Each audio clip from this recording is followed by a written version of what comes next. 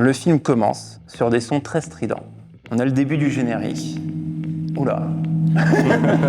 C'est les sons très stridents. Tu viens de le dire. Je suis terrifié, moi. Non mais voilà, déjà on est dedans là.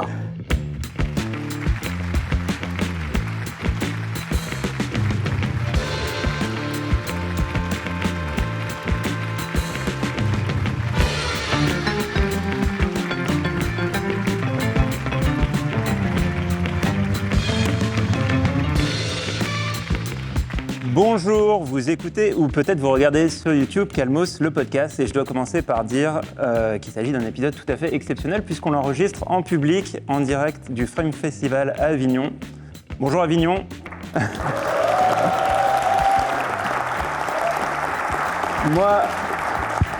Moi, je suis David Honora, comme toujours accompagné de mon acolyte Hugo Alexandre. Et, Bonjour. Bonjour David. Et nous avons le plaisir de recevoir un magnifique invité, Antoine Daniel. Merci beaucoup, Salut, merci Antoine. pour l'invitation. Comment ça va? Très bien, T'es très prêt? bien. Le veto, venu en voiture. Très bien. Super. Dans de parfaites conditions, à la fraîche, là, pour qu'on raconte un Absolument. petit film. Ah, là, je suis très bien là. Alors Antoine, je ne vais pas me lancer dans une biographie détaillée, mais tu as jadis été vidéaste sur Tout à fait, YouTube. oui. Tu t'as arrêté avant de faire le What the Cut de trop, et puis depuis 2018, tu es plutôt streamer. Totalement même. Tu parles à ton chat, tu joues à plein de choses. Mhm. En ce moment, par exemple, tu dessines le plan d'un manoir bizarre sur Blueprint. Oui, Et hier, incroyable. tu as découvert... Expédition 33, Expédition incroyable. 33, Une merveille absolue. Bon, alors avant de se lancer complètement dans l'épisode, on aimerait en savoir un peu plus sur ton rapport au cinéma. Mhm. Est-ce que toi, tu te considères comme cinéphile? Est-ce que tu vas beaucoup au cinéma? Est-ce que tu vois beaucoup de films encore? Je me considère comme plutôt cinéphile. Je l'ai surtout été quand j'étais plus jeune, je le suis peut-être un peu moins maintenant. Je vais très peu au cinéma. Non pas que j'aime pas ça, mais je prends jamais le temps de me déplacer pour aller voir un film. Mais j'ai vu quand même quelques films dans ma vie. Je suis pas le plus gros cinéphile de la Terre, mais oui, j'en ai vu Tu as quelques-uns. eu des coups de cœur récents, des films? Récent, justement, je l'ai pas vu, mais là, ça serait d'actualité et de circonstance dans cette pièce. J'ai pas vu Conclave, que j'ai très envie de voir. Mais là, récemment, un gros coup de cœur de film, là, j'avoue, ça ne me revient pas immédiatement. Là, en ce moment, je regarde surtout des séries, donc ouais. Alors, le principe de ce podcast, c'est de raconter un film à quelqu'un qui ne l'a pas vu. Oui. Pour choisir le film qu'on allait te raconter, on t'a envoyé une longue liste. Donc, on a pu constater quand même que tu avais vu beaucoup de films. C'est gentil. Une grande majorité des films de la liste, tu les avais vus. Mais tu as un petit angle mort. Tu n'as pas tant vu de films d'horreur. Non, effectivement, c'est pas ce que je préfère. Après, c'est quoi la définition de film d'horreur, tu vois? Est-ce que ça peut être très large? Il y a plein de films que des gens pourraient considérer comme étant des films d'horreur que j'ai vus, mais ouais, c'est pas ce que je préfère, j'avoue, effectivement. Et donc, fatalement, notre choix s'est arrêté sur un film d'horreur. Alors, quoique la définition de film d'horreur est discutable sur ce film en particulier, mais c'est peut-être l'un des plus cultes, l'un des plus grands dans cette catégorie. C'est un film sorti en 1973 qui a traumatisé pas mal de gens. Oui. C'est L'Exorciste Oui. de William Friedkin. Tout à fait. Que je n'ai jamais vu, du coup. Je vais raconter L'Exorciste en détail dans cette salle. De A à Z, De quoi. A à Z. Putain. La salle du conclave du Palais des Papes. Pour l'exorciste, c'est de très mauvais goût quand même. Ouais. C'est très grave. Sachant qu'on n'a pas de pape à l'heure actuelle en plus. En plus de pour, ça, pour nous sauver. profites-en, c'est le moment. Tant qu'il n'y en a pas, c'est le moment de faire ça. Ici. Donc j'espère que rien de grave ne va nous arriver après ça. Mais vous allez voir que c'est un film qui va plutôt dans le sens du catholicisme. Contrairement à peut-être ce qu'on peut croire quand on ne l'a pas vu.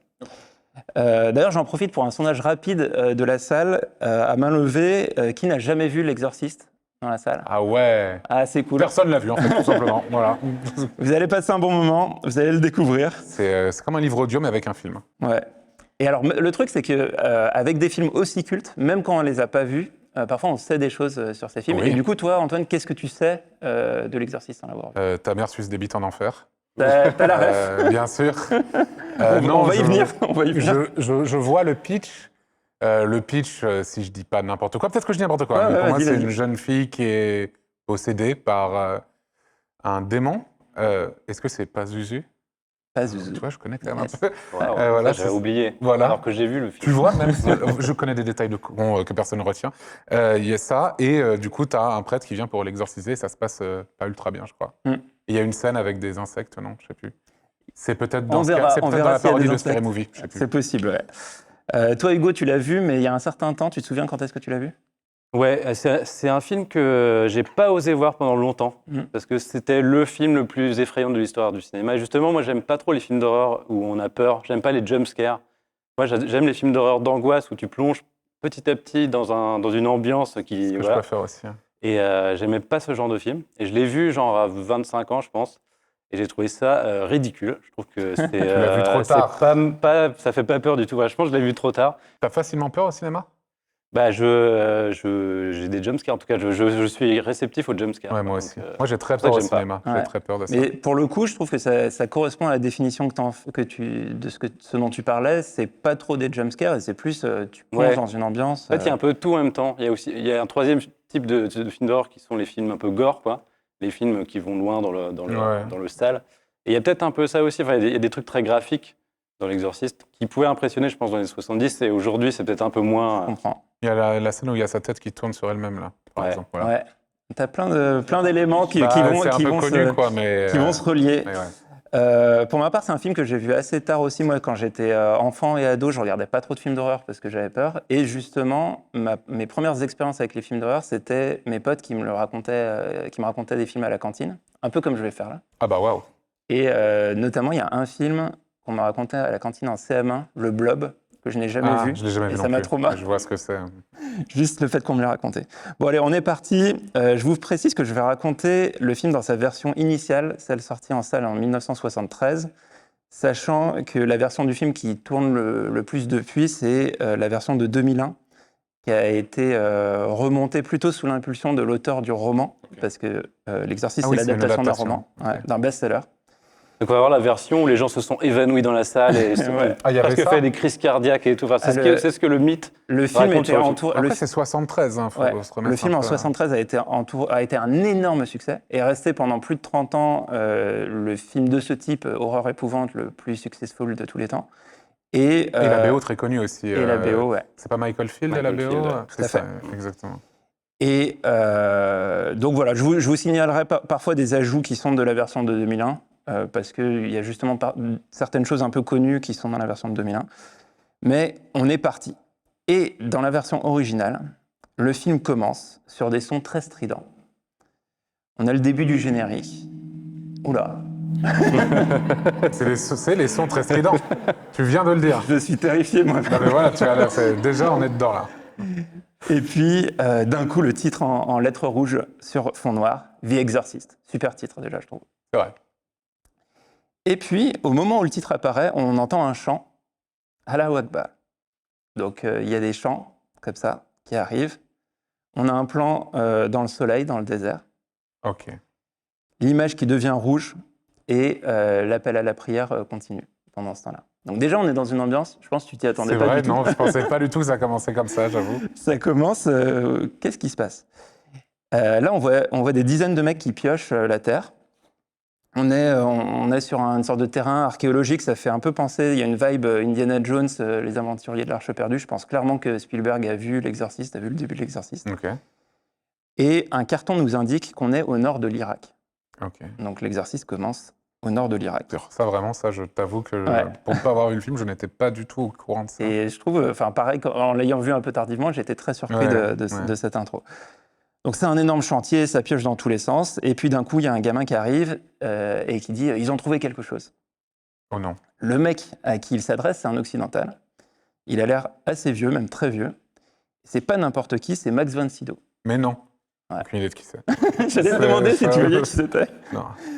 Max von Sydow, c'est un acteur suédois qui a commencé sa carrière chez Ingmar Bergman. C'était l'acteur fétiche de Bergman dans les années 60. Il est dans le 7e saut, Les Fraises sauvages, etc. Il est mort récemment en 2020 à 90 ans.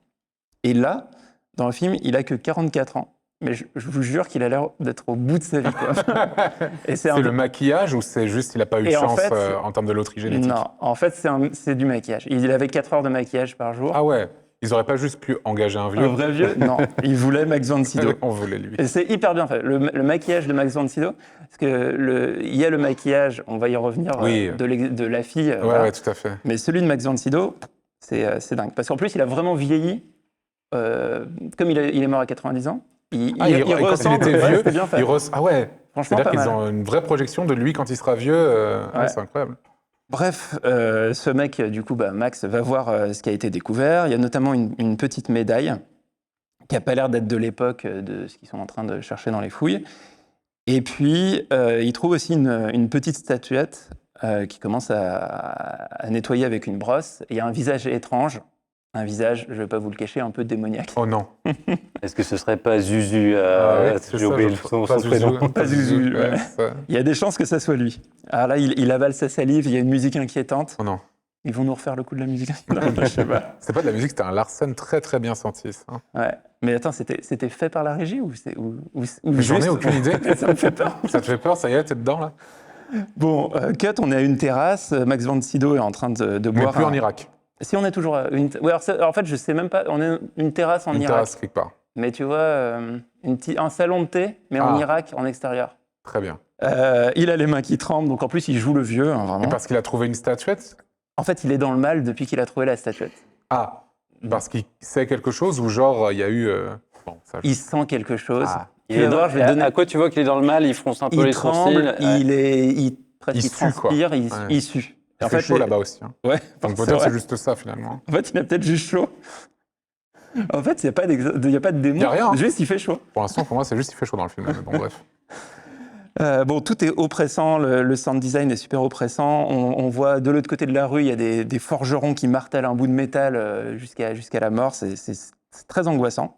Et on a un cut avec un raccord sur un son de pendule avec une horloge. On est là dans un environnement beaucoup plus calme, dans le bureau d'un archéologue. Et Max observe la petite statuette là qui a été complètement nettoyée. Et il y a un mec qui s'adresse à lui et qui l'appelle père. Donc, on découvre que Max von Sydow est prêtre. Ah oui, ok. J'ai cru que je suis très con, j'allais dire C'est pas son fils. père. Je C'est suis pas. très bête. Et là, tout à coup, l'horloge se fige, le pendule s'arrête, quoi. Et là, Max, il est vraiment, vraiment dans le mal. Ah ouais. Il dit qu'il doit partir. Si Il la dit au pendule revoir. s'arrête, c'est très mauvais signe. Quoi. Bah, franchement, il y a quelque Une chose fois de s'il y a un bizarre truc qui se marche pas, c'est que c'est probablement un démon. Hein. Ouais. On le voit déambuler dans des petites rues et il passe à deux doigts de se faire renverser par une calèche. Il y avait des calèches dans les rues de ce petit village d'Irak. Et il retourne au palais en ruine, Ah, solo comme ça solo, De nuit 2 jours, mais il n'y a plus personne. Et Plus du coup, personne qui il est travaille. trop dans le mal par rapport à ça, il se dit, je vais retourner là-bas. Il a quelque chose, en fait, il y a Ouais, quelque chose qui le préoccupe. ouais, il est attiré par Ouais. un je ne sais quoi. Et on pense aussi, comme il est prêtre, prêtre archéologue, enfin, en fait, il vient chercher quelque chose ici qu'il a peut-être trouvé, quoi. Ok. Le vent se lève et on voit une statue à contre-jour. On voit juste la silhouette la silhouette de la statue, 2 grandes ailes déployées, un peu comme un papillon. Il fait le tour, il grimpe une petite côte pour aller voir ce que c'est. Et en fait, la statue, c'est le démon Pazuzu, qui est une sorte de grosse bête avec un visage de démon, des ailes, et un énorme pénis en érection avec des serpents entourés autour. C'est incroyable. Ça, c'est Pazuzu. C'est incroyable. T'aimes bien l'art ancien, Antoine? L'art ancien, bah écoute, je m'y intéresserai en tout cas, j'ai envie de te dire. Non, mais en fait, en tout cas, cette vision, là, la statue, avec en plus la musique et tout, tu te dis, qu'est-ce qui Parce que se ce passe? démon, il date. Enfin, tu sais ce que c'est Alors, c'est un vrai C'est démon. mésopotamien. Exactement. Ouais, c'est ça. Qui est plutôt dans cette région, à l'époque, qui était plutôt adoré, Ouais. qui n'était pas vraiment fait pour faire peur. Mais voilà, et ça sert de base à Et l'intrigue. le pénis en érection avec les serpents, c'était déjà de C'est- l'époque. C'est la représentation, ouais. Super. Voilà. Et on est d'accord qu'il cherchait pas du tout ça pendant ses fouilles. Si, je pense que c'est ça qu'il cherche. Ah, ok, Je sais d'accord. pas, je pense que si. Je Ah pense ouais qu'il était... Et oui, mais alors dans ce cas-là, s'il cherchait pas. ça, pourquoi est-ce qu'il est dans le mal en fait En mode, ah merde, j'ai trouvé ce pourquoi je suis là en fait. Ouais, mais c'est peut-être... Parfois, tu vas vers un truc et tu veux te confronter au mal. Je sais pas. On manque d'éléments Il là-dessus. pensait pas qu'il avait une bite aussi énorme. Peut-être. Et surtout les possible, serpents en plus de ça. Bon, alors là, Max, il est complètement désorienté. Il se retourne, il y a un mec bizarre qui le regarde. En contrebas, il y a des chiens qui se battent. Tout participe à l'angoisse dans le C'est vrai, montage. c'est pas super. C'est vraiment très mauvaise ambiance. Il y a un zoom sur la statue, un zoom sur son visage. Enfin, il y a- Ah, le chant contre chant, quoi, Ouais. vraiment. Je l'ai regardé, il m'a regardé, je Et l'ai regardé, on il m'a est regardé. vraiment là-dedans. Ouais, très bien. Et là, il y a un beau plan de profil avec Max face à la statue en érection.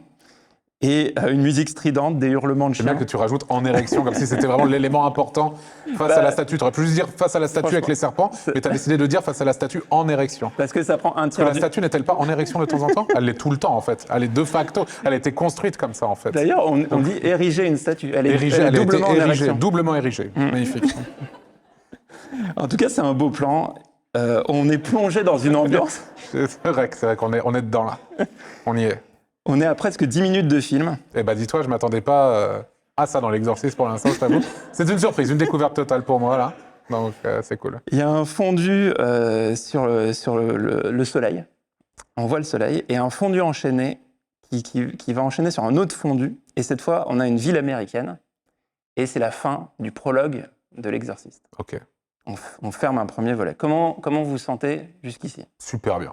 Ouais, Franchement, ça va. au top. Un peu chaud, mais... Ouais, un peu chaud. Mais on sent effectivement que il y a quelque chose de pas net qui se prépare. Après, Et je trouve que petit feeling, quoi. le titre du film met un gros indice quand même. C'est vrai que maintenant que tu le dis, c'est vrai que c'est bien vu. Est-ce qu'on a entendu la petite musique jusqu'à maintenant? Pas du tout. Ok. Et Ouais, c'est ça. j'y viendrai. Ah non, c'est Halloween, ça. Ah, c'est Halloween. L'exorciste, Merde, c'est, Non, c'est pas ça, ouais. Mais c'est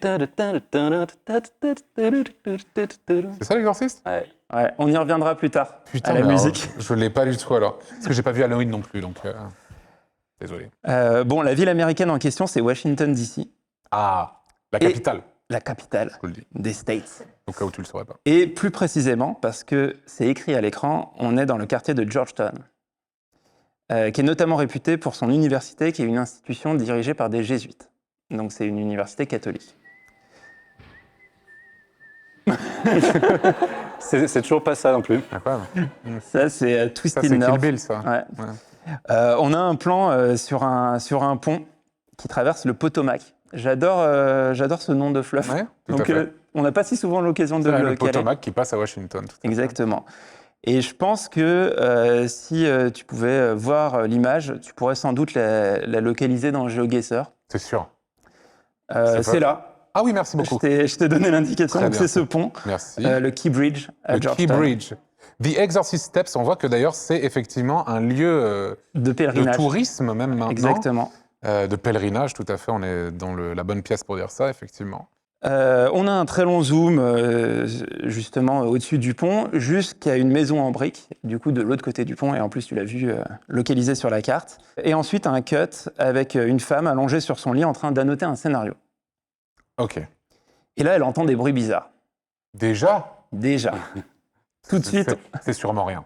c'est sûrement... Non, mais ça... Ça doit être le vent, un chat. Elle ouais. se lève pour aller voir, elle est en pyjama, elle enfile une robe de chambre. On entend à nouveau les bruits et elle regarde vers une trappe qui mène vers le grenier au plafond. Pour le moment, elle s'en inquiète pas trop. Elle va voir dans une chambre, elle ouvre doucement la porte et il y a une petite fille qui dort sur le lit. La couverture est baissée, la fenêtre est ouverte. La femme va fermer la fenêtre, elle a un peu froid. Et elle va remonter le drap et elle caresse le front de la petite fille en lui disant qu'elle l'aime. C'est certainement sa fille, sinon c'est super bizarre. Oui, j'avoue que effectivement. Et d'ailleurs, moi, c'est à ce moment-là qu'en revoyant le film, je me suis souvenu que les précédentes fois où j'avais vu L'Exorciste, j'avais pas encore d'enfant. Et maintenant, j'ai une petite fille et ça, Félicitations. peut-être, merci, Quel âge? elle a 3 ans et demi. Déjà, ça passe vite. Hein. Ah, ça file. Incroyable. Et je me suis dit, ça va peut-être changer un peu mon regard sur le film aussi. C'est possible. Et Je sur vous- beaucoup de choses, même, je pense, hein, en vrai. Ouais. Ah oui, ouais. Bon, je vous tiendrai au courant. Merci.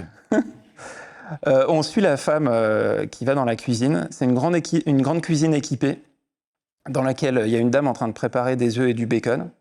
Alors, Une dame qui prépare des œufs du bacon. C'est quelqu'un qui travaille pour la famille? ouais. Donc une famille riche, bourgeoise. Et j'allais même dire, Très important. Ça. pour teaser ce que tu vas faire cet après-midi, une famille à l'aise financièrement. Ah oui, tout à fait. Dans cette même salle. Tout à fait. Donc ouais, elle a l'air très à l'aise. Elle a une bonne. Elle a aussi un homme à tout faire qui s'appelle Carl. Et la femme qu'on suit, on apprend aussi son nom à cette occasion, elle s'appelle Chris McNeil. Et quand Carl arrive, Chris lui demande d'aller s'occuper des rats dans le grenier. Ok. Il est un peu étonné parce qu'il dit que le grenier est super propre et il ne pense pas qu'il y ait des rats dans le grenier. On a un cut et on est sur le campus de l'université de Georgetown et il y a un tournage. C'est une très grosse production avec plein de figurants. Ils vont tourner une scène de manif étudiante apparemment. Et on retrouve Chris avec son scénario. Elle demande des explications au réalisateur, on comprend que c'est l'actrice principale du film. Ok. D'où les annotations. D'où les annotations sur le scénario, d'où le fait que ça a l'air d'être une star, donc le fait Donc elle a effectivement elle a de la thune. des servants. Alors, en l'occurrence, Chris McNeil, elle est interprétée par Ellen Burstyn, qui a notamment été découverte dans la dernière séance de Peter Bogdanovich, peu de temps avant L'Exorciste. Et elle va gagner l'Oscar de la meilleure actrice l'année juste après L'Exorciste, en jouant Alice dans Alice n'est plus ici de Martin Scorsese. Ok, que je n'ai pas vu non plus. Tu l'as vu, Hugo? Ouais. Bon film. Ouais, très, très cool, ouais. Super rôle. Et c'est l'actrice qui jouera dans Requiem for a Dream 20 ans plus tard, qui joue la mère de Jared Leto. Ouais, elle joue incroyable dans ce film aussi. la mémé accro aux médicaments Ouais. des années plus tard. Et elle joue aussi Jessica Chastain vieille dans Interstellar. Que j'ai vu Ah oui, aussi. c'est vrai. Voilà. Je te le dis à chaque fois. Non, mais c'est bien, on fait un petit check de ce qu'on a vu. Ouais. Et alors, dans cette scène de tournage, il y a un autre personnage qui est introduit, un peu mystérieux pour le moment, qui regarde ce qui se passe de loin, parce qu'il tourne, c'est sur le campus de l'université, donc il y a aussi des gens qui vaquent à leurs occupations. Et lui, il est en train de faire sa vie, de s'éloigner. Il est brun, plutôt beau gosse, et habillé en prêtre. Donc c'est normal qu'il est prêtre. Qu'est-ce qui te fait dire qu'il est plutôt beau gosse? Il est, pour moi, dans la définition du beau gosse des années 70. C'est-à-dire? Donc un peu brun, un peu ténébreux. C'est un peu une sorte de sous Al Pacino. Ok. Mais c'est dans l'attitude, tu veux dire, ou plus dans le physique? En fait, plus dans le physique. Ah, ok. Il y a un truc... Moi, je le trouve beau gosse. Tu le trouves C'est beau gosse. peut-être Bah, après, écoute, c'est c'est discutable. super, j'ai envie de te dire. Mais À partir de maintenant, on va l'appeler le prêtre beau gosse. le d'ailleurs. prêtre beau gosse, très bien. Vas-y. Si on retombe sur lui. Et surtout, il a un charisme. En fait, il capte... Enfin, Il a c'est beaucoup aussi, de charisme. c'est aussi qu'il est présent... Enfin, tu sens tout de suite que ça va être un personnage du film. Ok, oui. Il a des trucs à raconter, on sent dans ses yeux Ouais. un Il background. y a du vécu. Vous êtes amoureux de lui, en fait, là, vu comment vous parlez. Là, je veux dire, Non, je l'ai oublié, en fait. Tu l'as Mais j'essaie de me le remettre. Ok, Bah, très bien. imagine Mais un son prêtre beau regard, tu ne gosse. l'as pas oublié, j'ai Non, l'impression. non, ça Effectivement. non. Bon, on retrouve Chris à la fin de la journée de tournage. Carl l'attend près de la voiture et elle lui laisse juste son sac en disant qu'elle préfère rentrer à pied. Et pour la première fois, alors qu'elle est en train de rentrer chez elle à pied, on a le fameux thème de l'exorcisme dont on parlait tout à l'heure, oui, très qui bien. se joue en fond. C'est pas un thème original. Je vais revenir dessus. Mais c'est Tubular Bells ou pas C'est du tout? Tubular C'est Bells, ça, ouais. oui. C'est le début d'un album de rock instrumental. Et en fait, initialement, Friedkin voulait une musique originale, et il voulait quelqu'un absolument en particulier pour la musique originale, il voulait Bernard Herrmann, qui est le compositeur des films d'Hitchcock, Ouais. notamment Psychose, etc.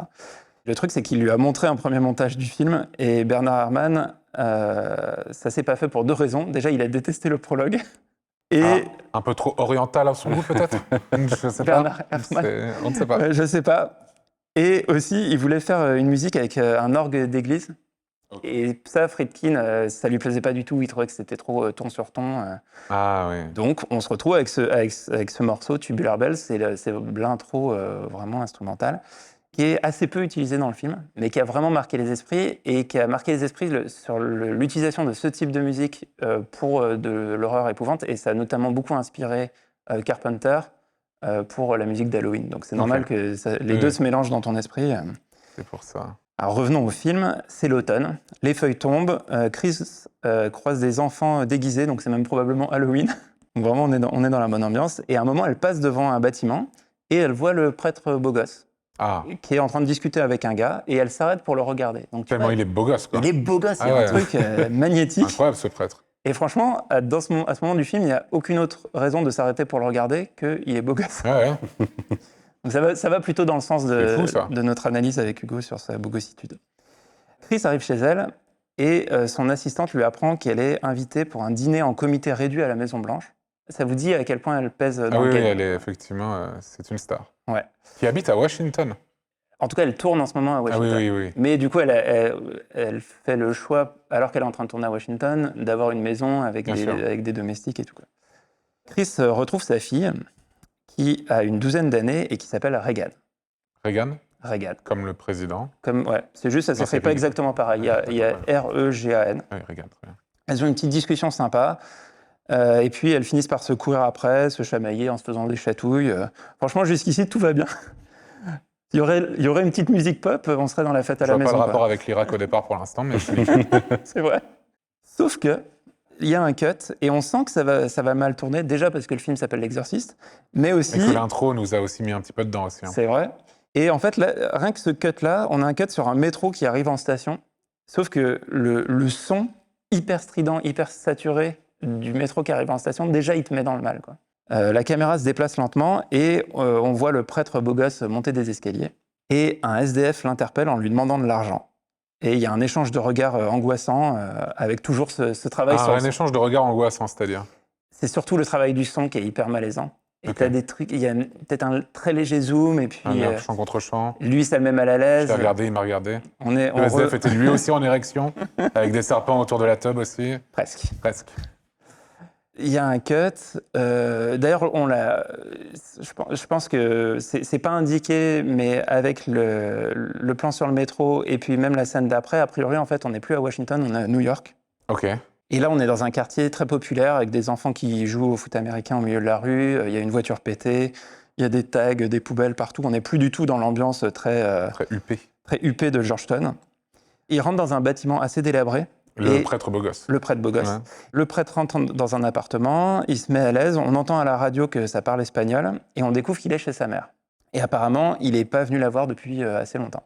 De ce qu'on comprend, en fait, il vit à Georgetown, chez les Jésuites, Okay. et sa mère vit à New York. Il s'occupe d'elle, il mange un bout, et puis le soir tombe, elle s'endort dans son fauteuil, il éteint la lumière et il s'en va.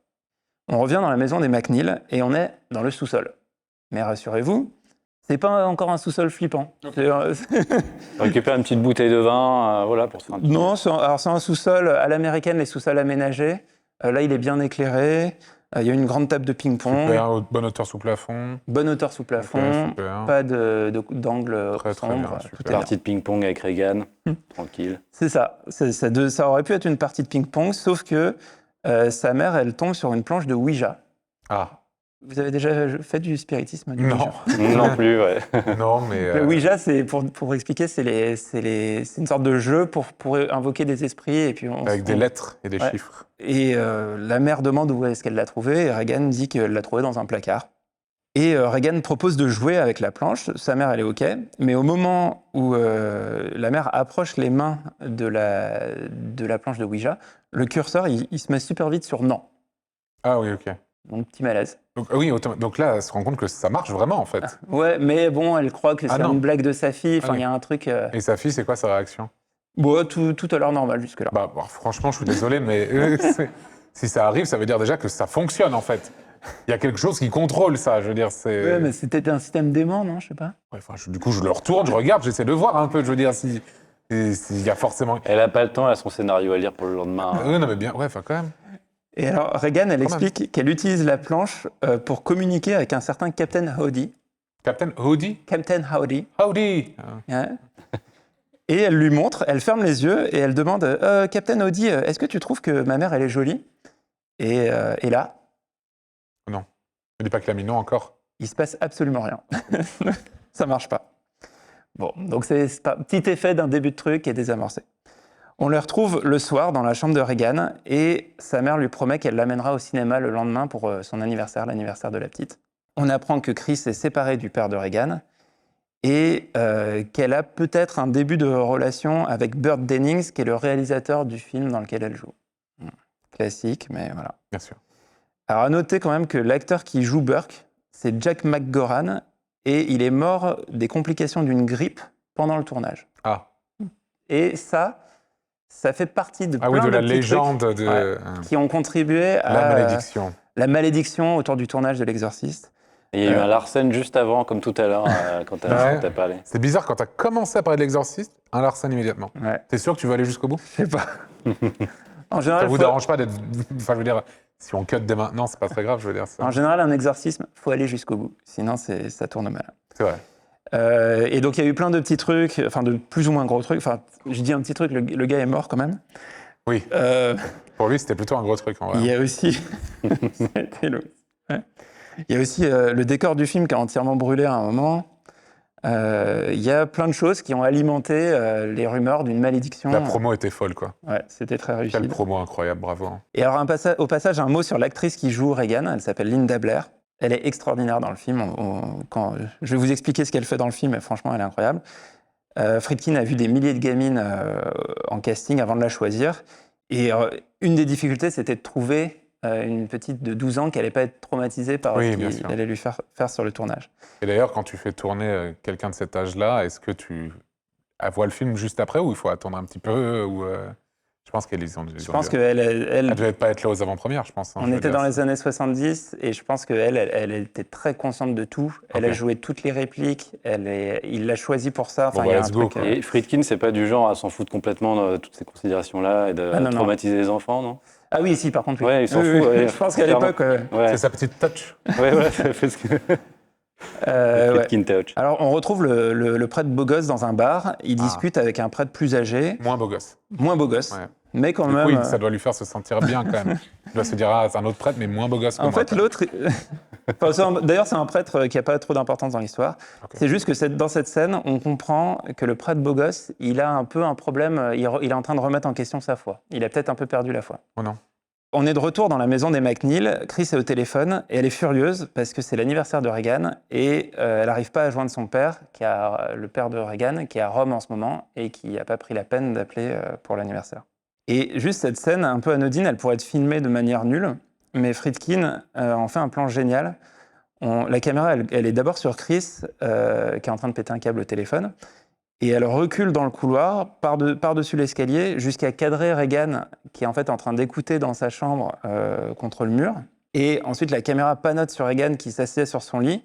Elle entend sa mère crier de plus en plus fort en hors-champ, et on la voit un peu résignée retirer ses chaussures, comme si elle avait compris que elle va pas aller au cinéma finalement. Enfin, la journée est un peu foutue.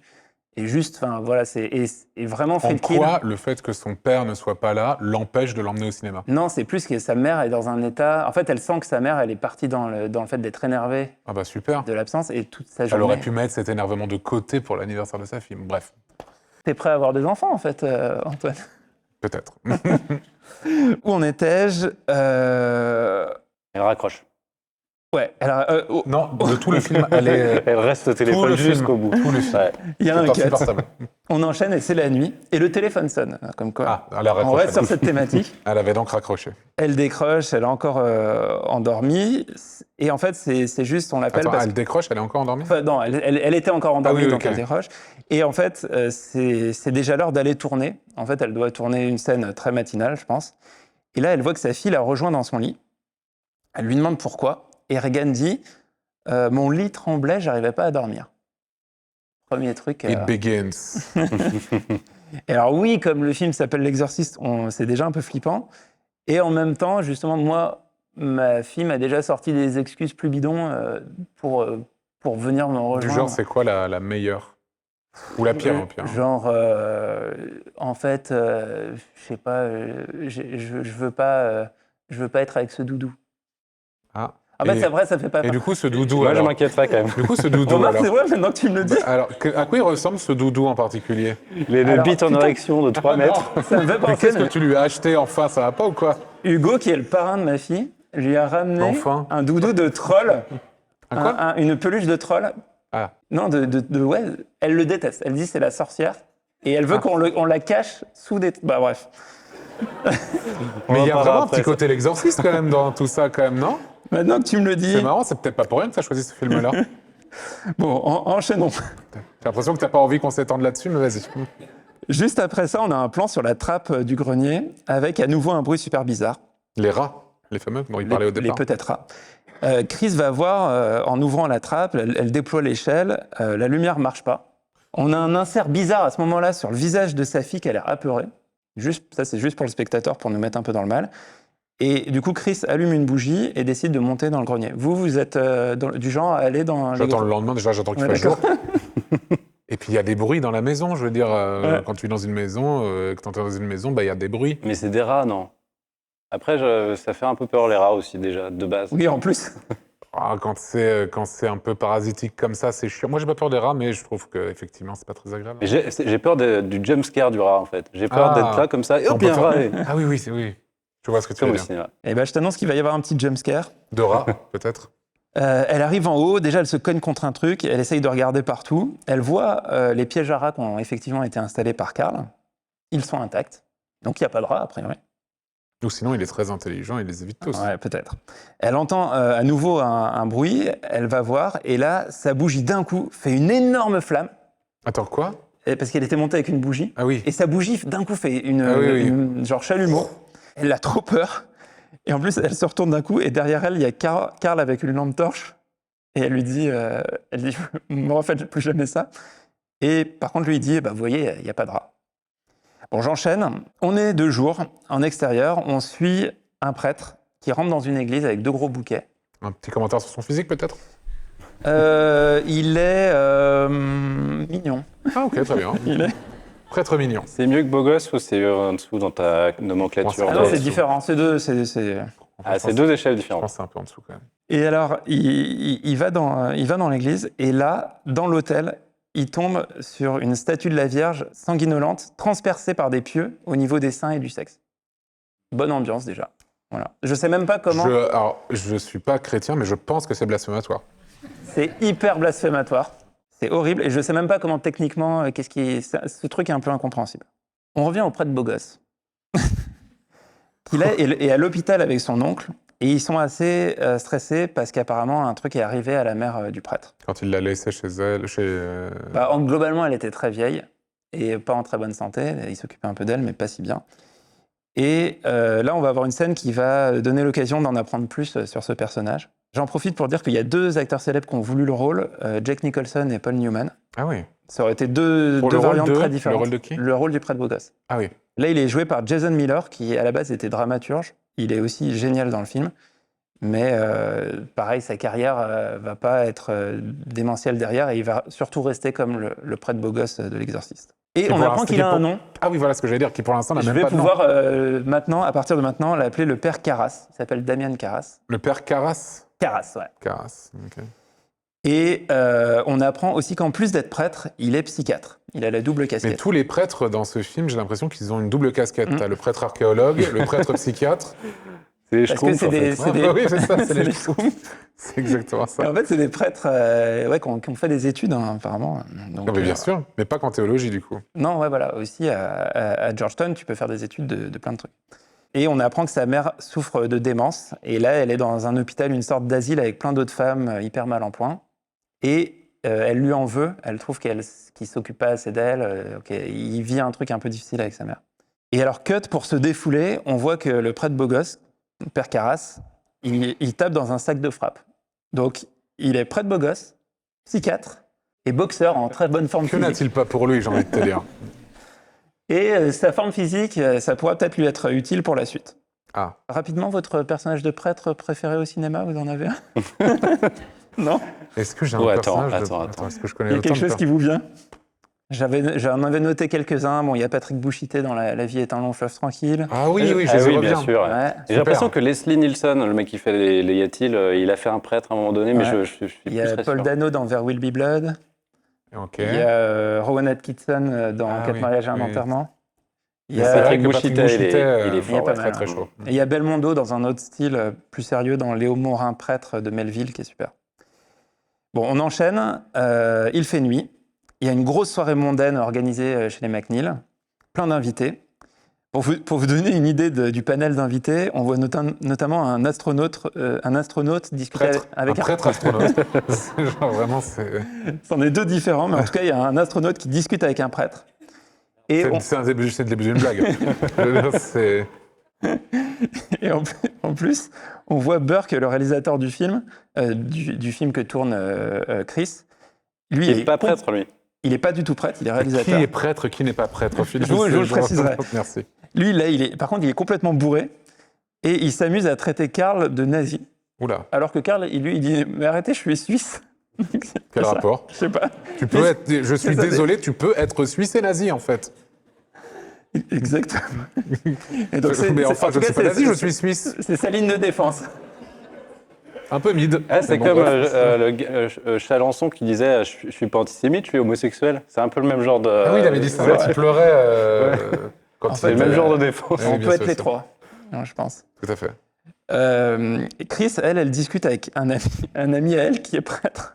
Ah, bah, putain, mais c'est quoi cette ville Il y a plus de prêtres qu'au Vatican là-bas. Je veux dire, c'est incroyable. Et en fait, quand même, elle essaie de savoir, elle est curieuse, elle essaie de savoir c'est qui le prêtre là, avec Le les cheveux V. noirs, le regard intense. Alors qu'elle est un peu en couple avec le Real. Attention. Mais le réel, il est pas du tout beau gosse. Ah, ok, merde. C'est marrant parce qu'en plus, elle le décrit juste quasiment, franchement, quasiment, elle dit c'est qui le prêtre beau gosse et le gars, il voit très bien de Il est qui en elle mode, ah bah parle. bien sûr.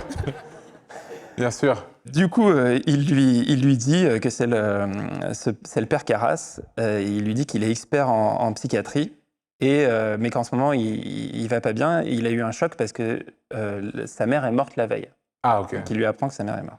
Chris va coucher Regan. Il y a toujours la soirée. Burke est toujours ivre-mort. Et après, Regan raccompagne Burke à la porte. Non, Chris raccompagne Burke. Oui, pardon, Chris, exactement. T'as bien suivi, c'est un C'est test. très très bien ce qui se passe. Et, Regan est allé se coucher. et c'est important que Regan soit allé se coucher. Eh oui. Il reste une dizaine d'invités encore là. Ils sont regroupés autour du piano. C'est le prêtre mignon qui joue du piano. Ah, j'allais dire, est-ce que c'est le père Carras? Je dirais ça aussi. Non, en plus, il est ça. pas là. Laisse-en aux autres, s'il te plaît. Je veux C'est dire, ça. Et là, Non. Ouais. C'est parti. là c'est parti. It begins. Il y a Regan qui arrive dans la pièce. Elle est en chemise de nuit. Tout le monde s'arrête pour la regarder. Elle a les yeux un peu dans le vague. Elle se tourne vers l'astronaute qu'on a repéré tout à l'heure. Et elle lui dit « Vous allez mourir là-haut ». Aussi en pointant là-haut. C'est un peu un double sens parce que Oui, parce qu'il sa est chambre est à astronaute, l'étage. et lui, Ouais. Donc, est-ce qu'il va mourir dans l'espace ou dans sa chambre? Les gens la regardent bizarrement. Et là, elle se met à pisser sur le tapis. Elle a 12 ans. quand même. Bah, pourquoi pas, j'ai envie de te dire. La Bon. Saja, normalement, censée être propre quand même. Ouais, tu oui, vois. Vous réagissez comment dans cette situation? Dans cette situation, En tant que qui, l'astronaute, la mère Imagine je suis l'astronaute. Toi, t'es l'astronaute, toi, t'es au piano. Non, qu'est-ce que- Je continue mon petit morceau. Mais enfin, mais que se passe-t-il? Voilà ce que je dis. Ouais, Voilà. bah, franchement, What the fuck? Voilà ma situation. Ah, tout le monde est complètement sidéré. C'est vrai que comment tu... Oui, Bon, donc le film enchaîne. Chris donne je regarde la mer, je pense. Je dis, bah... Ouais. Et d'ailleurs, elle va s'en occuper. Elle lui donne un bain. oui. Et elle essaie de comprendre ce qui s'est passé. Mais Regan, elle a toujours un peu les yeux dans le vague. Et puis, bon, elle va se coucher. Et elle-même, elle demande à sa mère, elle retrouve un peu ses esprits, elle demande à sa mère, mais qu'est-ce qui m'arrive, quoi? Ah oui. Le docteur, apparemment, a dit juste que c'est ses nerfs qui ont lâché et il faut qu'elle prenne ses médicaments. Chris sort de la chambre. La bonne est en train de nettoyer le tapis en bas. Elle a pissé sur le tapis, Regan. Non, mais attends. C'est des choses qui arrivent. Excuse-moi. Mais... Ma fille pisse sur le tapis. Je vais pas demander à la bonne de le nettoyer, je vais le faire moi. Ah oui, je vais par le faire au bout contre, d'un oui. moment. Ah oui, Enfin, ça, c'est vrai. Sinon, une méga augmentation, quoi. Enfin, je veux dire, c'est... Et alors, à ce moment-là, Regan se met à hurler. Chris fonce voir ce qui se passe. Sur le chemin, il y a un insert sur une lampe qui a un faux contact, donc il y a un truc bizarre dans la maison en plus. Et là, oh mon Dieu, le lit de Regan, il saute sur place, quoi. Il fait des bonds. Comme une voiture dans un clip de rap, là? Exactement. Ah ouais, Et sa mère, elle se jette sur le lit pour essayer de calmer Regan et de calmer le truc. Est-ce que à ce moment-là, Quelle est votre réaction? non, est-ce qu'on a une explication rationnelle encore, enfin, à un truc comme ça, quoi? Bah non. Non. Enfin, pour C'est quand moi, même fou. non, à moins qu'il y ait un tremblement de terre, mais c'est... Enfin, tu le saurais que c'en Et est un. Georgetown n'est pas sur une faille. Il me semble pas. non. Hein. Ou c'est un autre jeu qu'elle a ramené, un pote qui lui a filé un truc qui fait sauter les lits. Des pneumatiques pour lit, Après, ouais, par exemple. Ouais. peut-être. On a dit qu'on cherchait une explication Ouais, rationnelle, peut-être, je fais au ça- max. Ça peut en être une. Bon, on n'a pas d'explication. On retrouve le prêtre mignon, là, qui pianiste. qui cette fois est le pianiste, qui cette fois est en civil, et il va dans les dortoirs de Georgetown. Il va retrouver le père Carras dans sa chambre en ramenant une bouteille de whisky. Allez. Ils discutent un peu tous les deux en se bourrant la gueule. Le père Carras culpabilise pour sa mère. Au bout d'un moment, il est ivre. Son ami finit par le mettre au lit et s'en va. Et là, Carras s'endort et il y a une séquence de rêve. Et dans la séquence de rêve, il y a des éléments qui sont des souvenirs de sa mère ou une sorte de truc qui fantasme. Et il y a aussi le médaillon qu'on a vu au début du film Ah oui. et un chien. Quelle Et race? je n'ai pas ça. Je suis nul en race de chien. Dommage, dommage. Et il voit sa mère qui lui fait des grands signes et il essaie de lui courir après. Et voilà, c'est un cauchemar. Vraiment, on sent qu'il culpabilise. Le prêtre du tout début qui était en Irak, on l'a pas prêtre revu. archéologue, Pour le moment, on l'a dire. pas du tout vu. Ouais, on Mais l'a ça, pas c'est revu. Celui qui suait et qui retourne dans le palais. C'est ça. Et donc, ce qui relie le prologue à ce qu'on a vu jusqu'à maintenant, c'est que ce rêve. Il y a Le rien d'autre. médaillon Ouais. pour l'instant. Ok. Et il n'y a pas de. C'est bizarre qu'il rêve de ça, quoi. Enfin, il n'est pas censé avoir. Il n'a jamais vu ce médaillon. C'est vrai. Il n'aurait pas pu le voir sur Internet à l'époque. Non. Possible, donc, non. peut-être dans le journal, mais... Ouais. Et la fin du rêve est marquée par un hurlement de petite fille. Et cut, on est à l'hôpital avec Regan. Regan se débat parce qu'elle veut pas qu'on lui fasse une piqûre. Le médecin finit par lui faire et Regan, quand même, lui crache dessus en l'insultant de sale bâtard. on monte un petit step. A-t-elle tort? Qui n'a jamais craché à la gueule d'un gars qui te fait une piqûre? Bon, cut, on retrouve le père Carras qui donne la messe. Ah, vraiment, c'était genre un insert sur cette scène-là, Ouais. et puis hop là. Ok. Les choses s'enchaînent assez vite. Il fait une prière en l'honneur de sa mère. On est de retour à l'hôpital, c'est plus calme. Chris attend dans un couloir et un médecin vient la voir. Et un truc marrant, c'est avant de lui parler, et là c'était les années 70, il s'allume une petite clope. Dans l'hôpital? Ouais. Bien sûr. Le Mais ça médecin- manque un peu, hein. Ah, franchement. Franchement, c'était quand même mieux, hein. Bon, et donc, entre deux tafs, il lui explique que Regan a un problème dans le lobe temporal et que ça génère des hallucinations et des spasmes. Donc, ça pourrait expliquer le lit qui tremblait. Sauf que nous, on a quand même vu que le lit tremblait. Il tremblait très fort, quand Ouais, même. bien. Chris, elle a vu aussi. Elle dit c'est pas des spasmes, ça tremblait vraiment. Mais le médecin lui dit c'est des lésions cérébrales. T'inquiète, machin. Avant que je vous raconte la suite, comment vous êtes sur les examens médicaux un peu intrusifs? Comment ça, comment je suis? Ça te met mal à l'aise? T'aimes Pour bien? moi ou genre Pour dans toi un film? Ou dans un film, les deux? C'est pas pareil. Non, mais il y a des gens qui Excuse-moi. ont la phobie des piqûres, notamment, même dans les films. Non, j'ai pas Toi, ça va dans les films. j'ai pas ça, ni en vrai ni dans les films. Très bien. Bon, après, il y a des trucs que je vois dans les films, je me dis ça me fait ni chaud ni froid, mais en vrai, je pense que j'aimerais pas. Donc Pas qu'on te le fasse, ouais. ouais. Toi, Hugo, ça va? Ça dépend quelle piqûre. Il y a des piqûres un peu sales, hein, des fois, dans les films. Donc, des trucs en très, très gros plans. Ou, Après, ceci dit, je suis pas méga fan. Ceci dit, je prends pas du plaisir à regarder ça. Voilà, je vais pas te mentir. Justement, dans Requiem for a Dream, il y a des très, très belles Ah oui, piqûres. mais Ouais. ça- Ouais, c'est pas médical, c'est plus Non. récréatif. Récréatif. Là, Tout à fait. là, on a du coup une scène qui, pour pas mal de spectateurs, est une des scènes les plus traumatisantes du film. Ok. Et qui est une scène d'un examen médical. C'est ce qu'on appelle une angiographie cérébrale. En gros, c'est l'ancêtre de l'IRM. Et elle est tournée de manière extrêmement réaliste. En gros, ils doivent placer un cathéter pour injecter un liquide de contraste dans le cerveau. Et ils avaient une méthode à l'époque qui était de placer le cathéter au niveau de la carotide. Et je crois que Ouais, non, aujourd'hui, ils ont Maintenant fait que évoluer. je reviens, j'aime pas en vrai, hein. Donc maintenant, on fait plus comme ça parce qu'en plus, je crois que c'est dangereux cette méthode. Mais du coup, c'est hyper graphique. Et en plus, elle a des petits jets de sang. Il commence à y avoir du sang de partout. Top. Et tout est filmé en gros plan. C'est hyper réaliste. Et vraiment, Friedkin a bossé le sujet. En fait, je crois qu'il a appris. Enfin, la méthode était assez nouvelle. Il a appris qu'il y avait cette méthode. Enfin, cet examen. Il s'est dit, ah, il faut absolument ça dans le film. Oui, ok. De toute façon, ce qui se passe dans les hôpitaux, c'est des films d'horreur de Ouais, base. Donc, il n'y potentiellement, a ouais. rien à rajouter. Et alors, il y a un truc dans cette scène. Friedkin, pour étudier vraiment comment ça se faisait, est allé assister à un vrai examen. Et il y a un mec qui est vraiment technicien en radiologie, qui apparaît dans la scène. Le mec s'appelle Paul Bateson. Et quelques années plus tard, il a été condamné à 20 ans de prison pour meurtre. Ah bon? Il a tué un journaliste. Et aussi, il était suspecté d'être le responsable d'une série de meurtres, de 6 meurtres, dans la communauté gay de New York, qui va inspirer un autre film de Friedkin, un autre film génial de Friedkin. Non, mais qui s'appelle- attends, excuse-moi, mais c'est-à-dire qu'il a fait C'est une jouer. coïncidence de fou. Attends, il a fait jouer un gars dans ce film qui n'est pas acteur. Ouais, Il l'a fait jouer dedans. ouais. 20 ans plus tard. Non, Non. quelques pardon. années plus tard, Quelques 2 ans années plus tard. 2 il ans a- plus tard, ce mec est condamné à 20 ans de prison pour meurtre. Et Ouais. Friedkin se dit je vais faire un film sur ce gars qui a joué dans mon film, qui Ouais. en fait était un assassin. En fait, il est très fortement suspecté du meurtre qui a inspiré Cruising avec Al Pacino, Ok. qui est cette série de meurtres dans la communauté gay. Et c'est peut-être ça qui a donné l'idée à Friedkin de faire des recherches, machin. Mais en fait, ce qui est fou, c'est que dans le film, dans L'Exorciste, il y a un vrai meurtrier, quoi, qui n'avait pas encore tué, mais ça rajoute à l'ambiance un peu horrible. Ok, ok. Il y a une ellipse. Les médecins regardent le résultat de l'angiographie. Et qu'est-ce Rien qu'ils à voient? signaler, je suis sûr. Il y a rien à Mais signaler. évidemment, quelque chose me dit qu'il y a un démon. Bref. À ce moment-là, ils ont un appel et ils vont direct chez les McNeil parce qu'il se passe un truc avec Regan. Elle est en train de faire une énorme crise. Elle est sur son lit, elle hurle et elle se redresse violemment comme si elle avait des abdos en béton. Elle se redresse d'un coup comme ça. Elle fait des bonds, c'est affreux. Vraiment, le truc est affreux.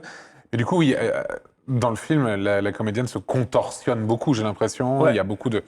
Physiquement, Et, il y a eu un entraînement, il y a eu... Ouais, alors, il y a sur certaines scènes, et je ne sais pas exactement lesquelles, mais je pense notamment celle-là, il y a une cascadeuse Ah oui, oui. qui a fait qui a peut, doublé certaines scènes. Et ça, j'y reviendrai sur des choses qui ont été doublées par rapport à ce que fait vraiment Linda Blair. Ça a suscité un peu des problèmes et des polémiques. Ok. Donc, c'est hyper violent, enfin, scène de crise atroce. Et il y a un plan sur son visage, elle se met à grogner, ses yeux deviennent tout blancs. Sa gorge se met à gonfler, elle a une énorme grosseur dans la gorge. C'est un rouge-gorge, quoi. Elle a je sais pas comment dire, un gloître, une Ouais, sorte d'énorme un gloître. rouge-gorge, quoi. Vraiment. Ah, les rouges-gorges. L'oiseau, le rouge-gorge. Ouais. Je croyais que qui- c'était juste rouge, mais c'est vrai que c'est Non, non, gonflé non. aussi. Ouais. Ouais, c'est très gonflé. Ok. Bref. Non, mais petite info Voilà. sur les oiseaux. Ornithologie. ouais. Ornithologie. Merci. Et alors là, le docteur s'approche pour l'examiner et elle lui met une énorme droite. Ça l'envoie dans le décor. Avec une force qu'une enfant de 12 ans n'est pas censée avoir. Exactement. Et là, elle a une voix grave, un peu plus grave qu'une voix d'enfant, de démon. Elle dit dégagez, la truie est à moi. La truie est à moi. Ouais. Comme si quelqu'un à l'intérieur d'elle parlait d'elle, quoi. Et elle écarte les jambes en disant baisez-moi, baisez-moi, baisez-moi. Ok. Elle a 12 ans. Oui, oui, C'est mais... atroce, tout le monde est terrifié. Chris se met à hurler. Reagan continue à se débattre. Et elle demande de l'aide à un moment dans sa voix normale. Ils se jettent à plusieurs sur elle et ils arrivent à la calmer un peu en lui faisant une injection. Donc, C'est le lobe Intense. temporal, ça. ouais. Donc je crois que, Intense. justement, on a besoin d'une petite pause pour se remettre de nos émotions. Et j'ai préparé un petit jeu. Ah, Ah, un jeu. J'ai repris une mécanique de jeu que j'adore, que fait parfois Adrien Méniel dans le podcast. Ok. À la base, le jeu, c'est les films qui baisent ensemble. Ah. Sauf que comme on est à Frames et que on est un festival de streamers et de vidéastes, je vous ai préparé le jeu des films qui Je baisent crois que tu vas avec... dire les streamers qui baisent ensemble. Tu veux que je te balance des trucs, tu as des petites insights, des petites anecdotes, des On petits y est trucs. presque, parce que c'est le jeu des films qui baisent avec des créateurs de contenu.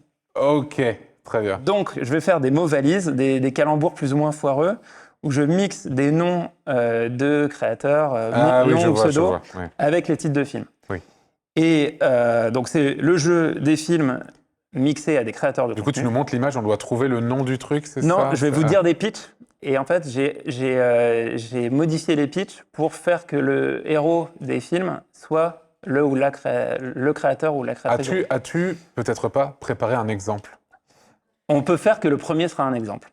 Parce que j'ai peut-être compris, mais peut-être pas. Ouais, vous allez voir. Ça peut être un four, ça peut être bien. On verra. C'est sûr que c'est très bien. Dans un petit village minier du nord de l'Angleterre, un jeune garçon, capable d'accomplir de grandes choses, découvre qu'un cours de danse partage les mêmes locaux que son club de boxe. Attends, c'est Billy Elliot, là, dont tu me parles? Ouais. Et notre personnage, connu par ailleurs pour ses talents d'animateur, va abandonner les gants de cuir pour s'adonner à sa véritable passion. C'est Dwagby? Billy Dwag Elliot. Billy Elliot, ok, Voilà, c'est bon, celui-là. j'ai compris. bravo. Ça s'appelle J'ai compris. Tout le monde là, J'ai compris. on a l'exemple. On passe au deuxième mix. Privé de son puissant marteau, ce créateur de contenu est retenu prisonnier sur une planète lointaine. Zerator. Ah oui. Il y avait Là. une petite subtilité, tu mais l'as. tu l'as, t'as le créateur, Zerator Ragnarok? Zerator Ragnarok. Ouais, Ouais. bien sûr. Il est retenu sur une planète lointaine qui l'empêche du coup d'organiser son traditionnel événement caritatif regroupant les Avengers du streaming français. D'ailleurs, qui s'appelait Projet Avengers avant. Ah ouais, Pour tout info, est lié. voilà. Film suivant.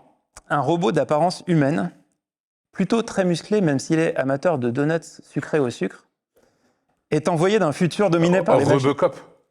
Non, presque. Bah, alors là, tu me parles de Mais là, Robodéter et Ouais, Robocop. Robodéter, mais c'est un robot envoyé d'un futur dominé par les machines Terminator. pour organiser un événement de boxe et éliminer la mère du futur chef de la résistance. Terminator, mais Robodéterminator.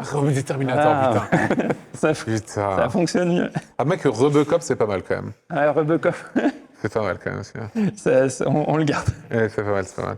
Haut gradé de l'armée romaine, enfin pardon, haute gradée de l'armée romaine, haute parce que c'est une héroïne, mais peut-être que dans le film c'était... Oui, ouais. mais je vois où tu Et égérie Yves Saint-Laurent, notre héroïne est... Ma Gladiator. Ma Gladiator, magnifique. Ah, bravo. Tout à fait. On enchaîne Il est bien, avec il est bien le jeu, j'aime bien. une vulgarisatrice spécialiste d'histoire antique et également inventeuse de génie, kidnappée en Afghanistan. Et pendant sa captivité, elle construit en secret une armure high-tech révolutionnaire qu'elle utilise pour s'échapper et lutter contre le patriarcat. Manon Bril, mais Iron Man, et j'arrive pas à la... Iron Man Nombril. Iron Man Nombril, putain, je suis magnifique. trop con, quoi. C'est pas possible. Iron Man Nombril. C'est ça. On enchaîne avec un biopic génial qui raconte la carrière incroyable d'un comique facétieux, amateur de canulars et d'ouverture de géodes. Ok. Avec plus de 4,5 millions d'abonnés, il est le plus suivi des vulgarisateurs scientifiques français et se lance dans une grotesque carrière de catcheur professionnel. C'est un biopic avec Jim Carrey dans le film, initialement. C'est Man on the Moon. Dr. mais Not Man on the Moon. Dr. Nozman, exactement. C'est ça. Maintenant, on va parler de l'histoire de Nathalie, ancienne fonctionnaire de police, et de son histoire avec sa meilleure copine qu'elle connaît depuis l'enfance. Elles vivent dans la même banlieue à 10 minutes de Paris et vont tout faire pour essayer de pénétrer un monde qui n'est... n'a tout ce qui brille. N'a tout ce qui Ah brille. oui. Magnifique. Alors, le suivant, je ne suis pas très sûr. Ah, Parce que ceux d'avant, t'étais sûr. Ça d'avant, j'ai... sache que c'est super. Voilà. Très bien. Après avoir par le passé mis en avant quelques artistes méconnus, un braqueur expérimenté, également connu pour avoir participé à la Love Army, est impliqué dans une opération qui tourne mal. Un flic hors pair va alors tout faire pour le coincer, tandis qu'il continue de tourner des documentaires à travers le monde, tout en fréquentant la plus célèbre des influenceuses françaises. Oula, attends. T'as peut-être le... Oui, attends. Alors, j'ai l'influenceur, Ouais. mais le film, je l'ai pas. Si tu dis, en fait, le truc, là où je suis pas très sûr, c'est qu'en fait, si tu dis son pseudo en entier, il y a le film dedans. Seb Lafrite. Ouais, Seb Lafrite, Hit. Le film C'est Hit. Hit. Ah oui, Lafrite. Hit. Seb Lafrite. Seb Lafrite. Ok, ok. Si, c'est bien, c'est bien. Non, c'est super. Ça passe. On enchaîne avec un jeune Toulousain au tempérament aventureux qui disparaît lors d'une partie d'un mystérieux jeu de plateau. Il ne pourra s'en échapper que 26 ans plus tard, lorsqu'un autre joueur reprendra la partie et le libérera d'un coup de dé. Toulousain. Ce qui lui permet de participer au GP Explorer et de tourner des vidéos de voyage plus ou moins inspirées de Jackass. Ah, putain, c'est quel influenceur? Jumanji. Oui, c'est Jumanji, mais c'est qui l'influenceur? Vous avez l'influenceur? C'est qui? Jumanji. Jumanji, putain. Je savais pas qu'il était toulousain de base. Ouais. Je savais pas. Et on termine avec un dernier spécial dédicace ici, puisque c'est l'histoire d'un ancien agent des services secrets, amateur de curiosités insolites, Ah, oui, bon. Ouais. et contacté pour assurer la sécurité d'une star internationale. Est-ce que c'est James Beau? Non, il va assurer, c'est important, assurer la sécurité d'une star internationale lors de sa venue pour un concert à Avignon. Une très bonne chanteuse, une voix incroyable. Il y en a qui l'ont, je crois. Et c'était tout simplement Patrick Bodyguard. Bien. Très bien, très bien, très bien. Voilà. J'ai pas eu le temps de faire le montage de l'affiche, mais l'affiche Patrick Bodyguard, Elle est bien. j'ai envie de la voir. Elle est très bien. Bon, revenons au film. Oh, C'est vrai que moi j'aimais bien. c'est vrai qu'on était resté sur une grosse L'an crise. prochain, on fait 2 heures de, Ah ouais. de ce jeu. C'est bien. En plus, j'en ai quelques-uns de côté. Bon, ça peut être fait. Une autre petite pause peut-être. Le calme est revenu. Chris attend à l'extérieur de la chambre. Les docteurs viennent la voir et lui expliquent que certains états pathologiques peuvent procurer une force surhumaine qui pourrait expliquer qu'une enfant de 12 ans est capable de faire des trucs comme ça. L'adrénaline. Sauf que là, Chris, elle en a ras le cul. Et malgré tout, les médecins préconisent des nouveaux examens. On retrouve du coup Regan harnaché à une machine de l'enfer pour d'autres examens. De l'enfer littéralement. C'est horrible. Même le bruit que ça fait, c'est atroce. Le médecin explique à Chris que tous les résultats sont normaux. Et Bah, va bien. elle va bien, sauf C'est nickel. qu'il lui arrive des trucs horribles.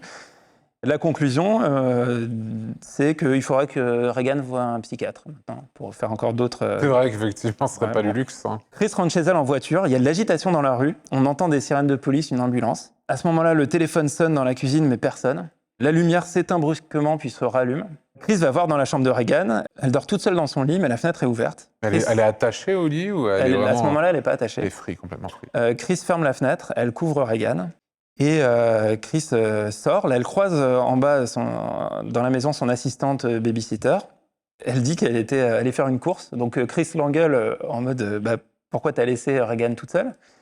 Et l'assistante explique qu'elle est juste partie 5 minutes à la pharmacie pour récupérer des médicaments qui étaient nécessaires et qu'il y avait Burke, le réalisateur, qui était en bas et du coup voilà, qui était là pour surveiller s'il se passait un truc. Est-ce que vous voyez un peu le truc venir? Il est où, lui?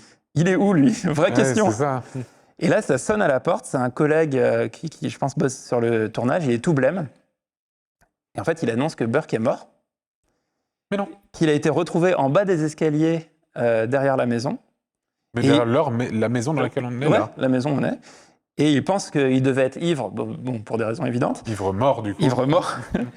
Et il est tombé en bas de l'escalier. C'est les exercice steps dont on parlait, c'est des escaliers très raides qui passent vraiment derrière la maison des McNeil. Et là, Chris s'effondre, fondu au noir. Et alors là, pour info, dans la version de 2001, c'est à ce moment, à la place du fondu au noir, il y a une scène qu'on a pu voir, même quand on n'a pas vu le film, de Regan qui débarque dans les escaliers à l'envers sur les mains et les pieds. En fait, elle descend les escaliers super vite. Super scène, ça, je l'ai vu, ça. Ouais, et Il n'y a pas ça dans l'original. Non. Enfin, il l'avait tourné à l'époque, Ouais. mais il l'avait coupé de l'original. Elle n'est pas dans la version de 73, ce moment-là. Et C'est dommage. elle arrive à fond en bas des escaliers. C'est scène marquante. Et alors, il y a un truc, il y a une explication de ça, c'est que donc pour finir vraiment de décrire la scène, elle arrive en bas d'escalier et elle vomit du sang en bas des escaliers et c'est très très dynamique, très furtif. Et en fait, il y a un truc d'après Friedkin, c'était trop flippant trop tôt dans le film. Et il préfère faire monter progressivement et presque à partir du moment où tu as vu ça, t'as plus peur, quoi. Oui, et peut-être un peu comme toi, Hugo, bête. quand t'as vu le film, t'as vu le montage de 2001, je pense. Ouais, en fait, pour ça que t'as pas eu peur, finalement. Ouais, j'aurais flippé sur le film des années 70. Je trouve que le plus angoissant dans le film, c'est toute la période où justement tu attends, est-ce que c'est vrai, est-ce que c'est pas vrai? Le fait que très méthodiquement, ils essayent de manière rationnelle de comprendre ce qui est en train de se passer, je trouve que ça, c'est très angoissant, quoi. Et donc, on retrouve Regan qui se fait interroger sous hypnose par un psychiatre. Ils sont dans la chambre. Il y a aussi Chris et un autre médecin dans la pièce. Et le psychiatre demande, est-ce qu'il y a quelqu'un à l'intérieur de toi? Il s'adresse à la personne à l'intérieur de Regan en lui demandant de se manifester. Vous trouvez que c'est une bonne idée de faire ça? Ouais. Okay. Ça n'a pas été tenté, autant le faire, oui. En tout cas, ça marche. Parce que Regan commence à grogner. Et tout le monde regarde ça effaré. Le psychiatre s'approche, demande s'il parle à la personne à l'intérieur de Regan. Et là, elle tourne doucement la tête avec un regard noir vers lui. Et elle lui attrape les couilles. Oh, wow. Elle le soulève. Par les couilles? Par les couilles. Oh non. Et elle le plaque au sol. Et alors, il y a des hurlements, c'est la panique, c'est vraiment atroce. Oui. Voilà, cut. On retrouve le père Karras sur un terrain de sport parce qu'on n'oublie pas qu'il est à fond. Il fait des tours de stade. Et là, il y a un mec à moustache avec un chapeau qui l'aborde. C'est un flic qui enquête sur la mort du réal, de Burke Dennings. Mais qu'est-ce que vient faire le père Karras dans toute cette histoire? Je vais vous le dire, monsieur Antoine Daniel. Oui. Karras est au courant du fait que Burke est mort. Parce que la rumeur... Mais c'est pas arrivé il y a 10 minutes? Non, là c'est le jour. Oui, c'est vrai qu'il y a beaucoup d'ellipses. Il y a beaucoup d'ellipses, ouais. Il sait qu'il est tombé dans les escaliers, mais le détective moustachu lui précise un truc quand même. Il a été retrouvé avec la tête complètement retournée, c'est-à-dire face au dos. Il est mal tombé, quoi. Il est très mal tombé. Et il dit que c'est possible techniquement que ça se passe en rebondissant mal dans les escaliers, mais bon, c'est quand même bizarre. Et il dit que quand même on dirait un truc un peu de sorcellerie, et comme il y a eu aussi une affaire de profanation de la Vierge dans la chapelle, ah oui, c'est vrai. Il se demande s'il n'y a pas quelqu'un qui en veut à l'église d'une manière ou d'une autre. Et en fait, il va voir Karras parce que c'est le psychiatre des jésuites, quoi. Et il lui demande s'il n'y a pas un prêtre sur le campus qui est dans le mal en ce moment et qui pourrait correspondre au profil, quoi. Qui pourrait être quelqu'un qui est en mal avec sa foi ou qui est en rébellion contre l'église. Un peu lui, non?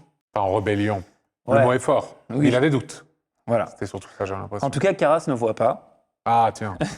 Et On retourne dans une clinique. Regan est en observation, elle est filmée. Elle est harnachée à un lit, là, cette fois. On la voit se débattre. Elle a le visage couvert de griffures. C'est pour ça aussi qu'ils l'ont harnachée. Et on retrouve Chris dans une pièce avec plus d'une dizaine de spécialistes, d'experts, tous en blouse, qui se sont penchés sur le cas de Regan, qui a l'air de beaucoup les intéresser. Le médecin qui prend la parole prend beaucoup de pincettes pour dire qu'il y a une des solutions qui serait un traitement par électrochoc. Mais voilà, enfin, quand même, dans les années 70, on est arrivé au point où on se dit que c'est quand même pas top comme type de traitement. Et un autre spécialiste demande à Chris si elle a des croyances religieuses.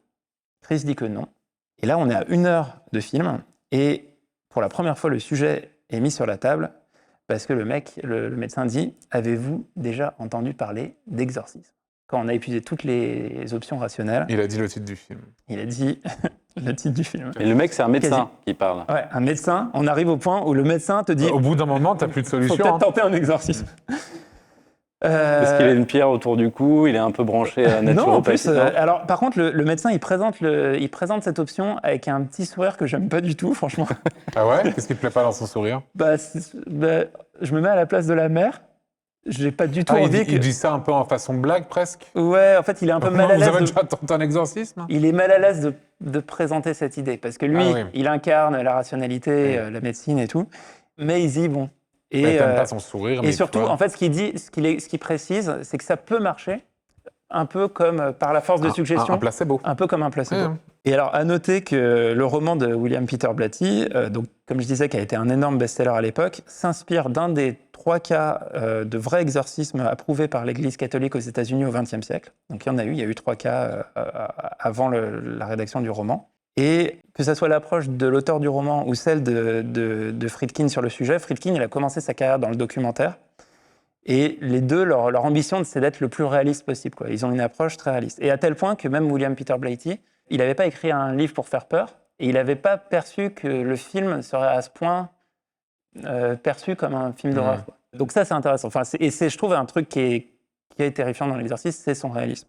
Oui, et en plus, à l'époque, les films d'horreur, c'était quand même plutôt du grand guignol, enfin des trucs avec des gros monstres et tout. Dans les années 70, il n'y a pas tellement de films d'horreur très réalistes comme ça. Vraiment, L'Exorciste a fait basculer le film d'horreur dans l'ère moderne. Il a inventé le film d'horreur moderne, notamment avec la musique aussi, enfin, de plein de manières.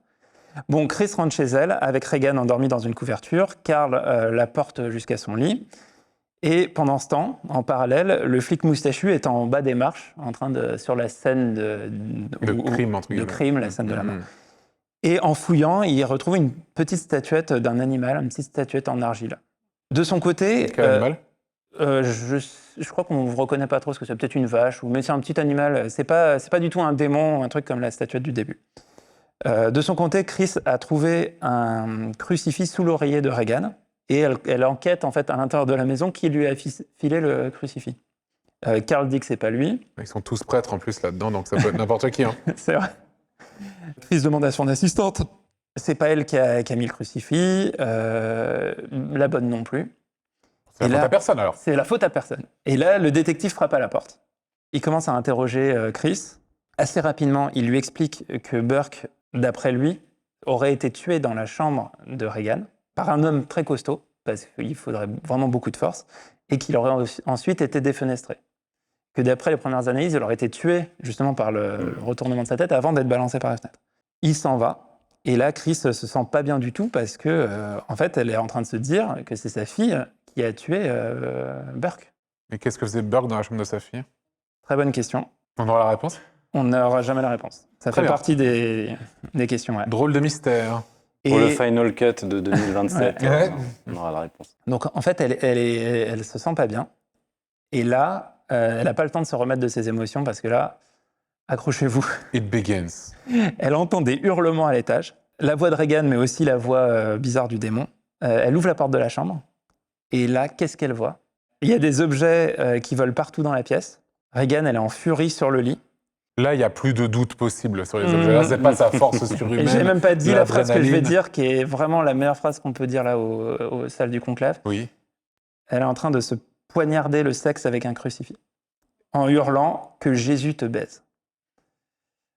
Excusez-moi, je suis pas, mais on sait jamais. Hein. Ouais. C'est voilà. Il y a du sang partout. C'est horrible. La mère se jette sur elle. Elle essaie de lui arracher le crucifix. Elles se battent. J'ai l'impression qu'elle va pas bien, la petite. Hein. Sa mère, Regan attrape sa mère par la nuque. Elle la tient contre elle en lui disant « lèche-moi, lèche-moi ». Lèche-moi. Ouais. Et Ok. elle la tient contre. Ouais.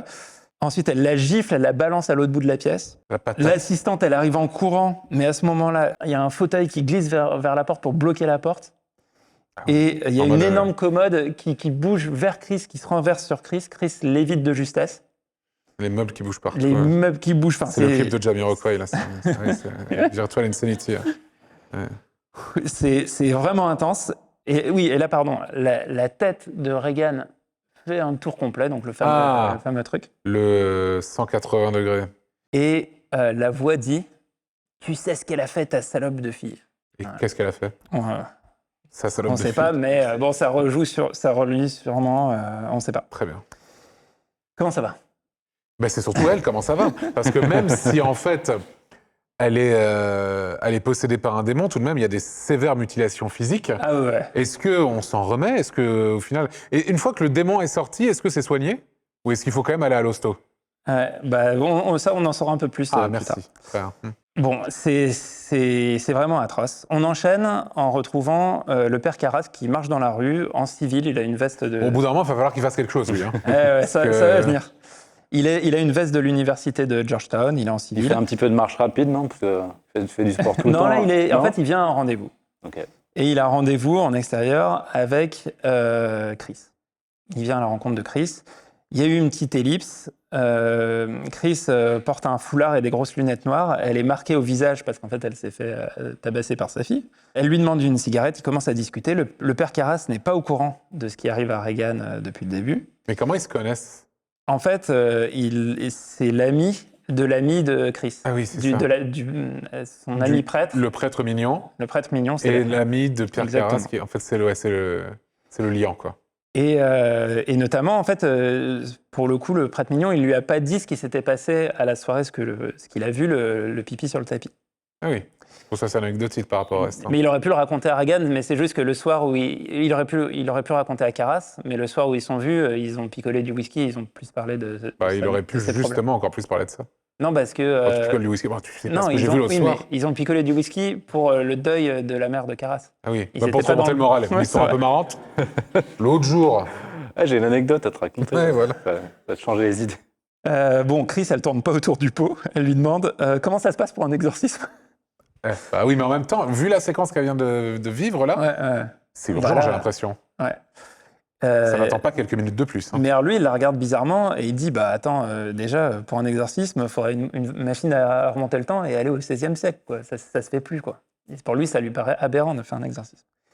Et il dit qu'il a jamais rencontré un prêtre qui en a pratiqué un, parce que forcément, elle insiste. Que ça se fait plus, notamment depuis qu'on a découvert les maladies mentales. Et lui, en tant que psychiatre, il y a plein de choses qu'on prenait pour bien des sûr. possessions et qui Ont maintenant été en fait, sont rationalisés, traitées tout à fait. de plein de manières. Et là, elle commence à pleurer. Elle lui dit que sa fille est possédée. Et elle a vraiment besoin d'un exorcisme. Il essaie de l'en dissuader. Il explique que pour ça, il faut mener une enquête. Non, l'enquête, elle est là. Hein, je veux dire, Je pense que rentre dans la chambre, tu vas voir l'enquête. Elle est résolue tout de suite, l'enquête. Hein, Eh ben, tu crois pas si bien dire parce qu'ils y vont. voilà. Ils montent à l'étage, on entend des See grognements. for yourself, hein, vraiment. Il va voir. Regan, elle est dans un état, mais alors terrifiant. Elle est sanglée au lit. Elle a le visage complètement déformé, tuméfié, avec des grosses cicatrices. C'est horrible. Elle parle avec la voix du démon. Et alors, quand même, en tout cas, je dirais pas qu'il est sceptique, mais Elle mue, elle est adolescente, effectivement. C'est La possible. voix peut changer, devenir plus grave. En tout cas, il approche la question avec rationalité. Et il demande où est Regan et est-ce qu'il peut lui parler. Parce qu'il sait qu'il est dans la démarche de s'adresser au démon, en fait. Et là, le démon prend la voix du SDF qu'on avait vu au début, avec qui il avait eu un échange, et lui redit la même réplique. Et donc, ça lui fait un petit choc mental à Karras, quand même. Et le démon insiste sur la culpabilité de Karras en lui proposant de transmettre un message à sa mère. En fait, le démon sait aussi des choses sur ce que ressent Karras. Et là, Karras réfléchit un peu et il essaye de blouser le démon en lui disant Ah, mais tu dois connaître le nom de jeune fille de ma mère, alors. Bon, pas de réponse. Et il approche du lit. On avait dit quoi sur le fait de s'approcher de Regan quand elle est possédée par un démon? Qui va se faire attraper les couilles, attention. Ça peut arriver. Là, elle a les mains attachées, mais du coup, elle lui vomit à la gueule. Une énorme gerbe toute verte. Ah, c'est peut-être de l'acide en plus. Ça va pas l'air de le brûler, Oh, cool, mais alors. ça a l'air dégueulasse. On se retrouve dans la cave des McNeil, dans le sous-sol, et parce que en fait, Chris, pour le coup, fait la lessive. Elle n'a pas demandé à la bonne. C'est elle qui nettoie les vêtements de Karas Ah, c'est cool. Parce que injectés là, de vraiment, gerbe. là, vraiment, au bout d'un moment... Ils sont toujours là, les domestiques. Ils n'ont pas posé leur dème. Ouais, mais c'est clair. Notamment Au bout d'un l'assistante. moment, et tu tout. demandes au moins une petite augmentation. c'est vrai qu'effectivement, J'avoue qu'ils sont impliqués de fou. j'irais trouver du travail ailleurs. Vraiment, là, c'est compliqué, oui. Donc Karas explique qu'il doit réunir des preuves pour avoir l'approbation de l'Église pour pouvoir faire l'exorcisme. Chris, elle est vraiment au bout du rouleau, elle n'en peut plus. Ah oui, là, tu Donc m'étonnes. elle commence à s'énerver un peu et elle lui dit qu'il faut tenter un truc. Bon, finalement, il a accepté. On le retrouve 2 jours dans la chambre de Regan en train d'installer du matériel pour enregistrer qui va lui servir à réunir les preuves pour convaincre ses hiérarchies. Il y a une petite discussion de chill avec le démon. Et d'ailleurs, C'est-à-dire bon, il parle. genre, comment ça va? T'as Ouais, fait quoi ça va. aujourd'hui? Il- Les projets? C'est à peu près T'es ça. sur un gros truc en ce moment? Et non, d'ailleurs, crois je dis le démon, mais il prétend être le diable lui-même. Oh, waouh! Donc, C'est pas n'importe qui, hein. ouais. Excuse-nous. Hein. Donc voilà. Pendant la discussion, à un moment, il y a un tiroir qui s'ouvre tout seul. Karas demande si c'est lui qui a fait ça. Et il dit oui. Et alors là, Karas, il refait un test, il ferme le tiroir et il lui demande de le refaire. Et le démon dit non, plus tard. Il noie un peu le poisson. Donc il y a quand même cette petite ambiguïté. En fait, c'est comme s'il voulait pas lui donner mais les quelle ambiguïté! Non, mais en fait, il veut pas donner des preuves factuelles, quoi. En fait, et les preuves factuelles qu'il cherche, c'est par exemple parler dans une langue étrangère, alors que Parce Regan qu'il ne a le sait pas. encore des doutes que c'est peut-être Regan qui fait Non. un prank? En fait, lui, je pense qu'il n'a pas de, il n'a pas de doute, mais c'est le protocole de l'Église catholique. Après, j'allais dire, tu vas vois ça avec le pape. Bah non, Bon, là, pas tout de dans suite. quelques semaines peut-être. Et là, d'un coup, il commence à parler un peu en latin. Donc ça, c'est bien parce qu'il enregistre du latin et ça c'est des preuves parce que Regan, elle parle pas latin. Il en sait rien. Et ouais. là, Karas tente un truc, il sort une petite fiole de sa poche en disant que c'est de l'eau bénite. Et il asperge Regan d'eau bénite, qui se met à hurler en disant que ça brûle, justement comme si ça avait été de l'acide. Et elle commence à pousser des cris atroces et dit un truc incompréhensible, avec des voix bizarres. Karas descend, il retrouve Chris et... La question que je me pose, c'est ouais. l'eau bénite, c'est souvent dans des petits flacons comme ça que tu balances comme ça. Ouais. Pourquoi tu fais pas un chaudron d'eau bénite?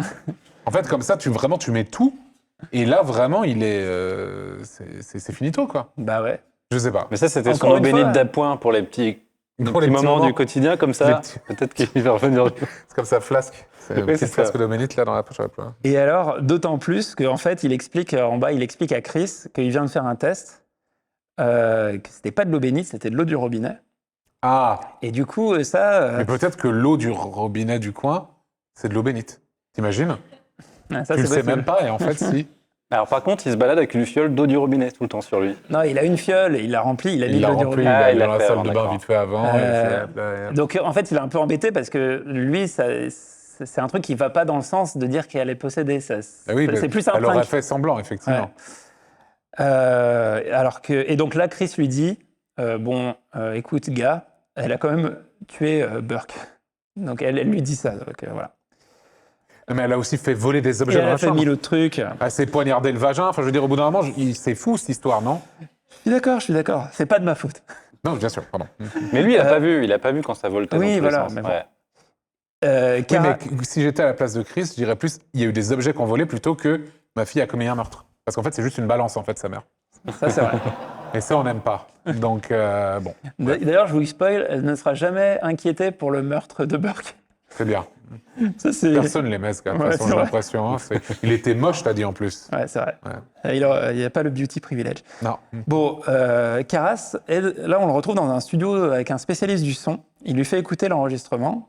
Il essaye de savoir dans quelle langue le démon parlait à un moment. Et en fait, c'est pas une langue étrangère, c'est que la voix parlait à l'envers. Donc en fait, il lui passe l'enregistrement à l'envers. Et je sais plus ce que ça dit, mais voilà.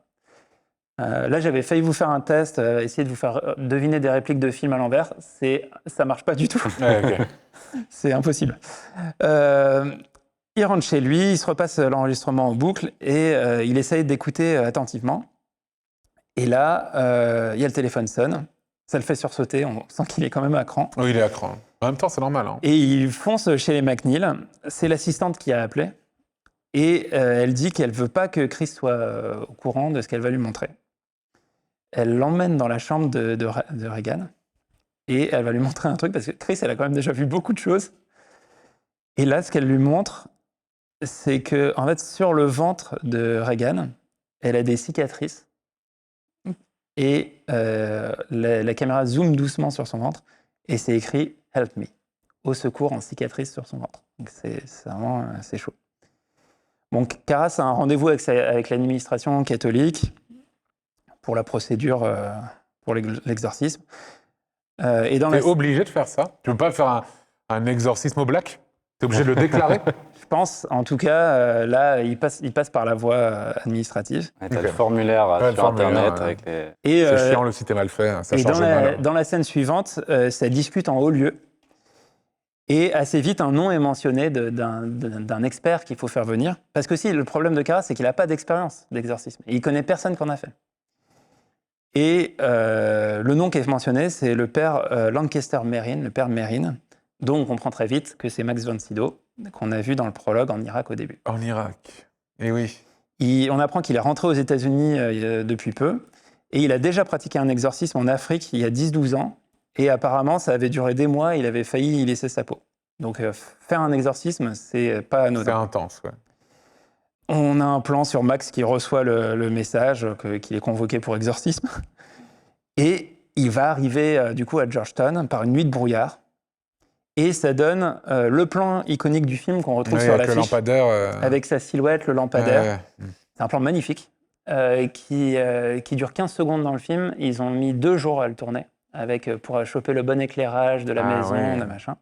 Et pour ce plan, Friedkin s'est inspiré d'une série de tableaux de Magritte qu'on peut voir notamment au Musée des Beaux-Arts de Bruxelles et à MoMA. Je crois qu'il y a une quinzaine de tableaux comme ça s'appelle l'Empire des Lumières. Et ça m'a donné l'idée d'un petit jeu sur les peintures qui ont inspiré des films. Vas-y. Donc ça marche un peu en audio parce que pour les gens qui nous écoutent en podcast, je vais dire le titre des peintures et souvent c'est des tableaux assez célèbres. Et du coup, il faut la peinture a inspiré une affiche de film, c'est ça? A inspiré des films. Donc parfois c'est des plans, parfois c'est... Waouh, souvent c'est des plans. Le but c'est du coup de reconnaître, de retrouver le film que ça a inspiré. Vas-y. Le premier film... Le cri, Scream. Le cri d'Edward Munch a inspiré le masque de Scream et même voilà le titre. Le tableau suivant c'est le radeau de la Méduse de Jéricho. Moi, je repense toujours à la scène dans Mission Cléopâtre. Ouais, il y a la scène dans Mission Cléopâtre, voilà, c'est ça, où le tableau est pastiché. Oui, c'était déjà dans la BD d'ailleurs. Ouais. Ils ont repris ce gag. Absolument. Un autre tableau très célèbre qui a inspiré une scène d'un film, c'est le baiser de Klimt. Ah. Est-ce que vous savez dans quel film il y a un plan comme ça? Un indice à donner? Un film de Scorsese. Ah oui, dans Shutter Island, les rêves qu'il fait. Exactement. Dans Shutter Island, ce plan c'est vrai, la robe, effectivement. est inspiré. Et puis il y a même les sortes de pétales qui tombent. Enfin, il y a un truc très... Un autre tableau, c'est pas le plus connu de Van Gogh, mais c'est un tableau qui s'appelle La Ronde des prisonniers de Van Gogh.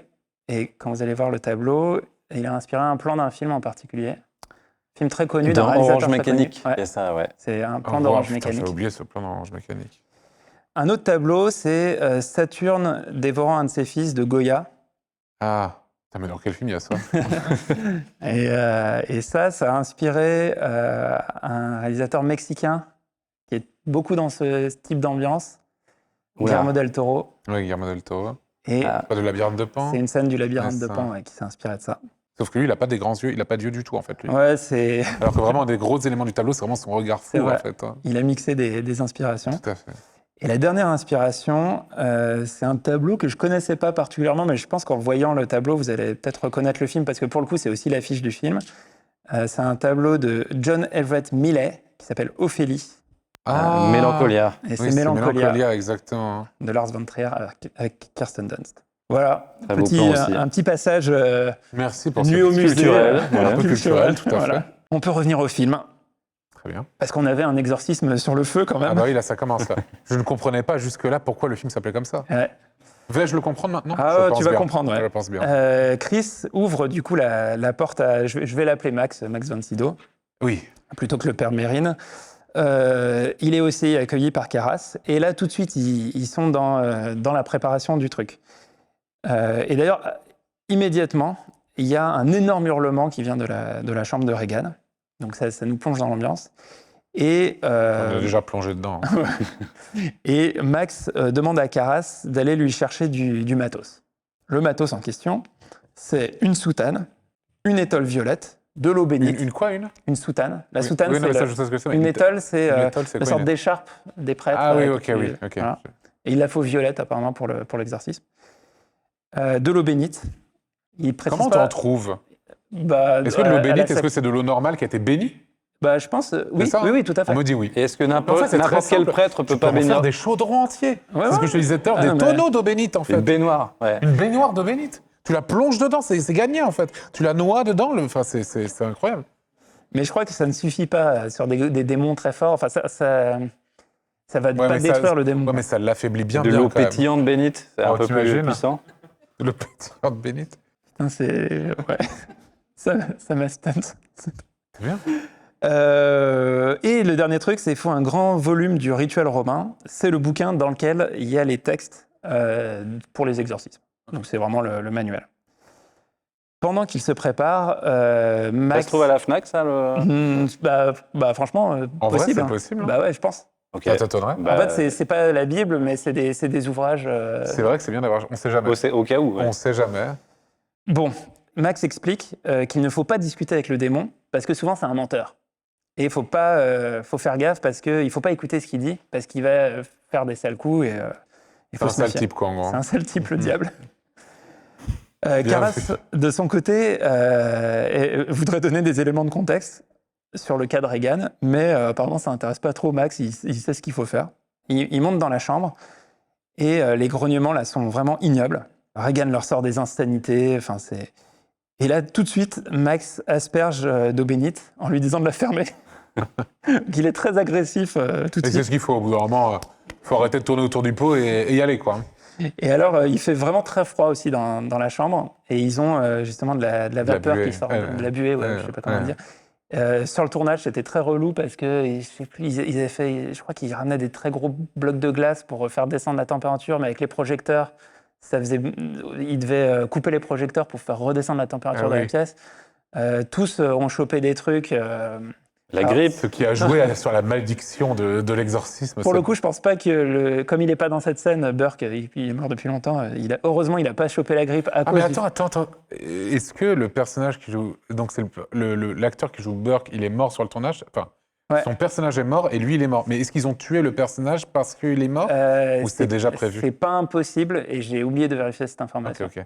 Donc ça, faut checker, ou Ça serait faut mauvais nous goût, dire hein. en commentaire. Ça serait de mauvais goût si. Ouais. Si Surtout le de mec cette est mort, manière. le mec est mort en vrai. On dit, oh, allez, on va le faire mourir aussi dans le film. Ouais. Donc là, Max commence à réciter le Notre Père. Pendant ce temps, Regan lui crache des glaires immondes au visage. Vraiment. Il y a des glaires qui sont pas immondes. Franchement, il y en a des pires. Tier list, on va faire une tier list juste Là, après. on est Je vous ai vraiment- préparé un petit jeu. On est dans le God tier Ah ou ouais, dans le Deep God tier. dans le god tier des glaires immondes. Très Des bien. glaires, très ouais. bien, très bien. Il enchaîne avec d'autres prières, Karras aussi. Regan, pendant ce temps-là, se tord de douleur. Et c'est là que le démon sort la fameuse réplique « Ta mère suce des queues en enfer, Karras. Ah, des queues? Oui, enfin, alors, je sais, en fait, j'ai regardé J'ai la toujours entendu VO, des bites, moi. j'ai mais l'impression. peut-être, je sais pas si c'est des bits dans la VF. J'aurais dû vérifier ça aussi. J'ai regardé Ah en oui, t'as VO, regardé en VO. donc... Et en VO, ça donne. En fait, je suis en train de me demander si j'ai pas écrit « que » pour pas dire « bit » dans la salle du conclave. T'as dit littéralement Jésus, je sais plus quoi, tout à l'heure. Non, mais après, ceci dit, je comprends. C'est Aucune vrai cohérence. que. Désolé, hein, encore une fois. Voilà. Pardon. Mais oui. Bon, là, ils sont tous deux à genoux, à prier au bord du lit. Le lit commence à... Les deux prêtres. Les deux prêtres. Il n'y a que les deux prêtres dans la pièce. Ah oui, Chris n'est pas là. Ah non, non. Une mère absente. Ah, mais elle est... non, mais là, c'est un travail de... Et attends, en fait, c'est la mère de qui suce des queues en enfer? De Caras. Oui, De et c'est Caras, important. Elle dit... c'est pas Max. Caras parce que sa mère est morte. Non. Du coup, ouais. en fait, elle est en Ok. train de l'update. Ah ouais. En ce moment, vu qu'elle est morte, elle est en train de faire ça. Là, en C'est ce moment. sympa en fait. Là, je te donne des news en fait. Donne des nouvelles. Ouais. Juste, je donne des news là en fait. Voilà. C'est factuel. C'est juste factuel. C'est pas, j'ai pas voulu te vanner ou t'insulter. Hein. Non, Ta et- mère est en train de faire ça en ce moment. Et pour le coup, c'est super important. Parce que vraiment, le démon choisit spécifiquement de cibler Caras. Et dans la lecture globale du film, à mon sens, c'est important. Parce qu'il sent qu'il est plus affaibli, Il est fragile il a des avec ça. doutes. Ah ouais, des Il doutes est- sur sa voilà. foi. Ouais. Alors que l'autre a l'air d'être très Exactement. méthodique, il sait ce qu'il fait, il l'a déjà fait. Ouais.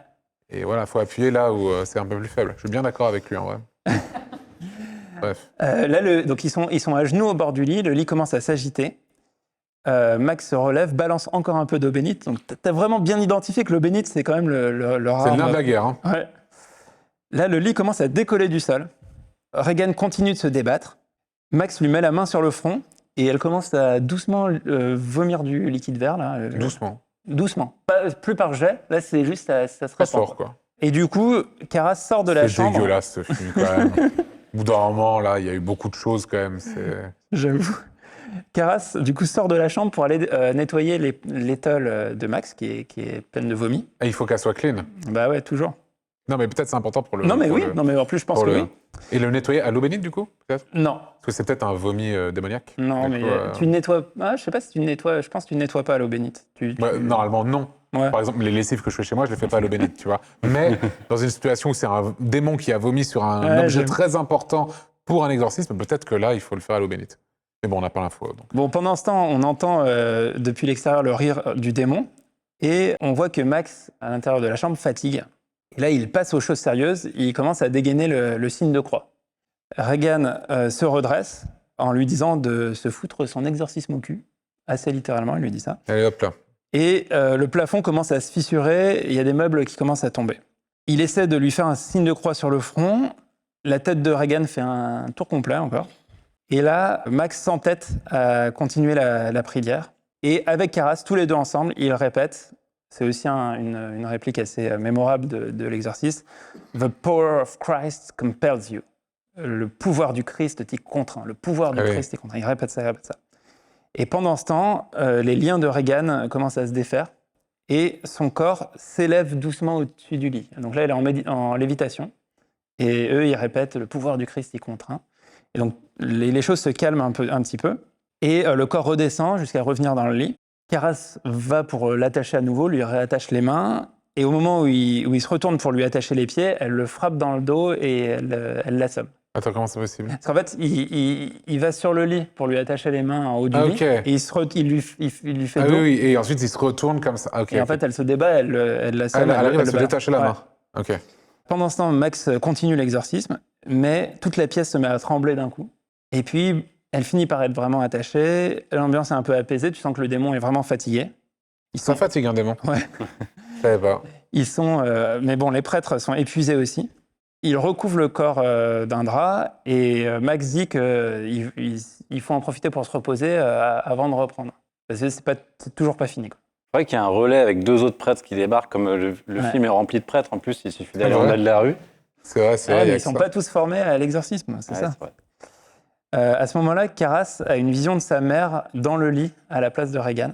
Il voit, du coup, ça repasse au visage de Regan et il entend Regan parler avec la voix de sa mère. Max lui dit de ne pas l'écouter et il le fait sortir de la pièce parce qu'en fait, il sent qu'il va le perdre s'il rentre trop dans sa culpabilité. Du coup, Max est tout seul avec Regan. Il l'asperge encore d'eau bénite. C'est son nom pas. Hein, c'est- Comme quoi, un petit En chaudron. même temps, ça. il y en a plein. Il suffit juste qu'il ouvre le robinet, il dit béni, ouais, et puis c'est gagné quoi. Et il se remet à prier à genoux au pied du lit. On est avec Caras en bas, avec Chris dans la maison. Elle demande si c'est fini. Elle demande si sa fille risque de mourir. Caras dit non, ça va aller, il la rassure. Ah, bon, alors, excuse-moi, mais il en sait rien. Oui, mais bon. Enfin, je veux dire, il est bien gentil, mais pour moi, elle risque de mourir. Oui, Bref. mais bon. Quelqu'un, à ce moment-là, sonne à la porte. C'est le policier moustachu. Le retour. Tiens. On suit Caras qui remonte dans la chambre.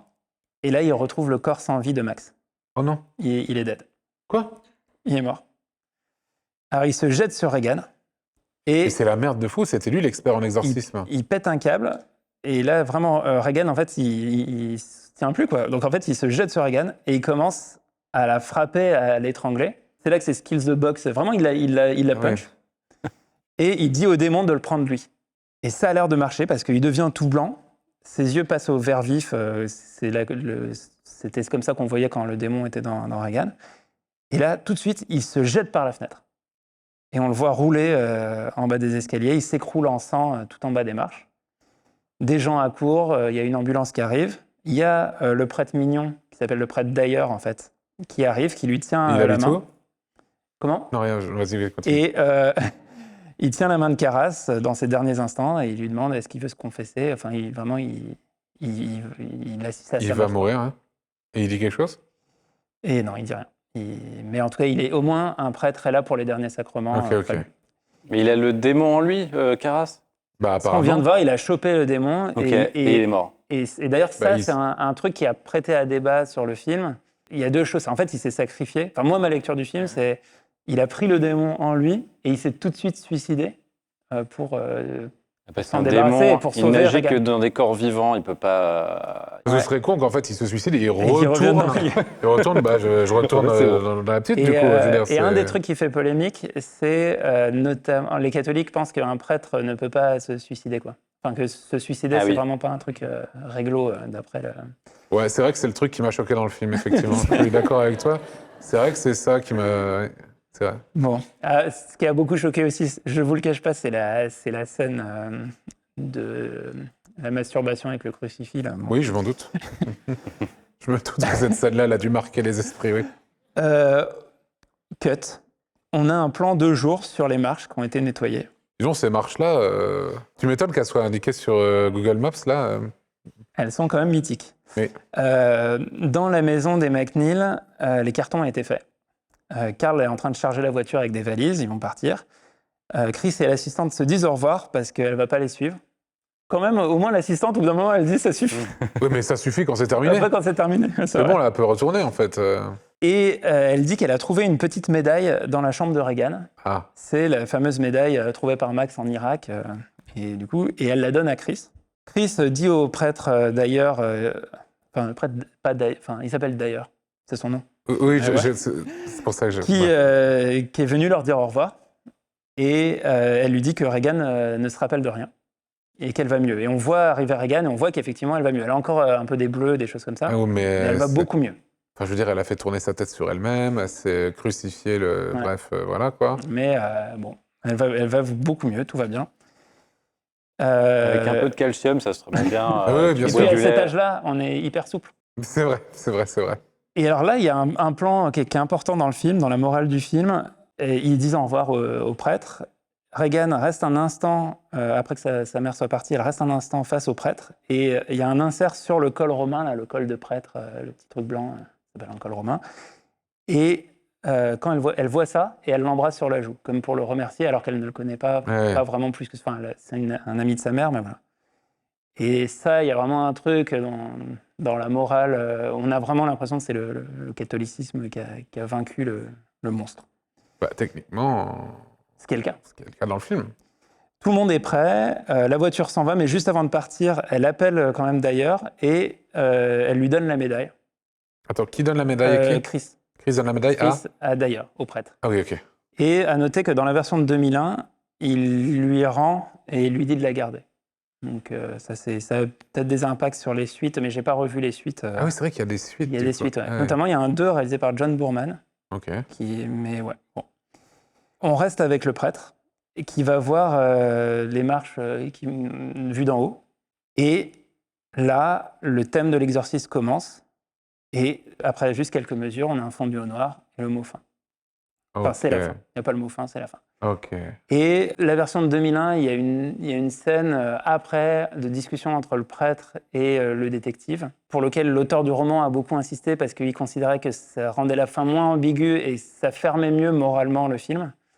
Il a toujours été un peu mal à l'aise. En quoi cette fin est ambiguë, en fait ? En fait, il y a une ambiguïté aussi sur est-ce qu'on a triomphé du mal. En fait, je pense pas qu'ils ont pas tué le démon, mais ils l'ont retiré ils l'ont repoussé. Ils l'ont repoussé. Momentanément. C'est juste, voilà, suis il d'accord avec va ça. revenir plus tard, mais bon, Donc voilà, ça, c'est comme ça que se termine très l'exorcisme. bien. Qu'est-ce que tu as pensé du film? Bah franchement, moi, malgré tout le côté un peu trash et tout, ça m'a grave donné envie de le voir, en Ouais. vrai. Ça m'a donné envie de le voir. Tu racontes vachement bien, on y est, quoi.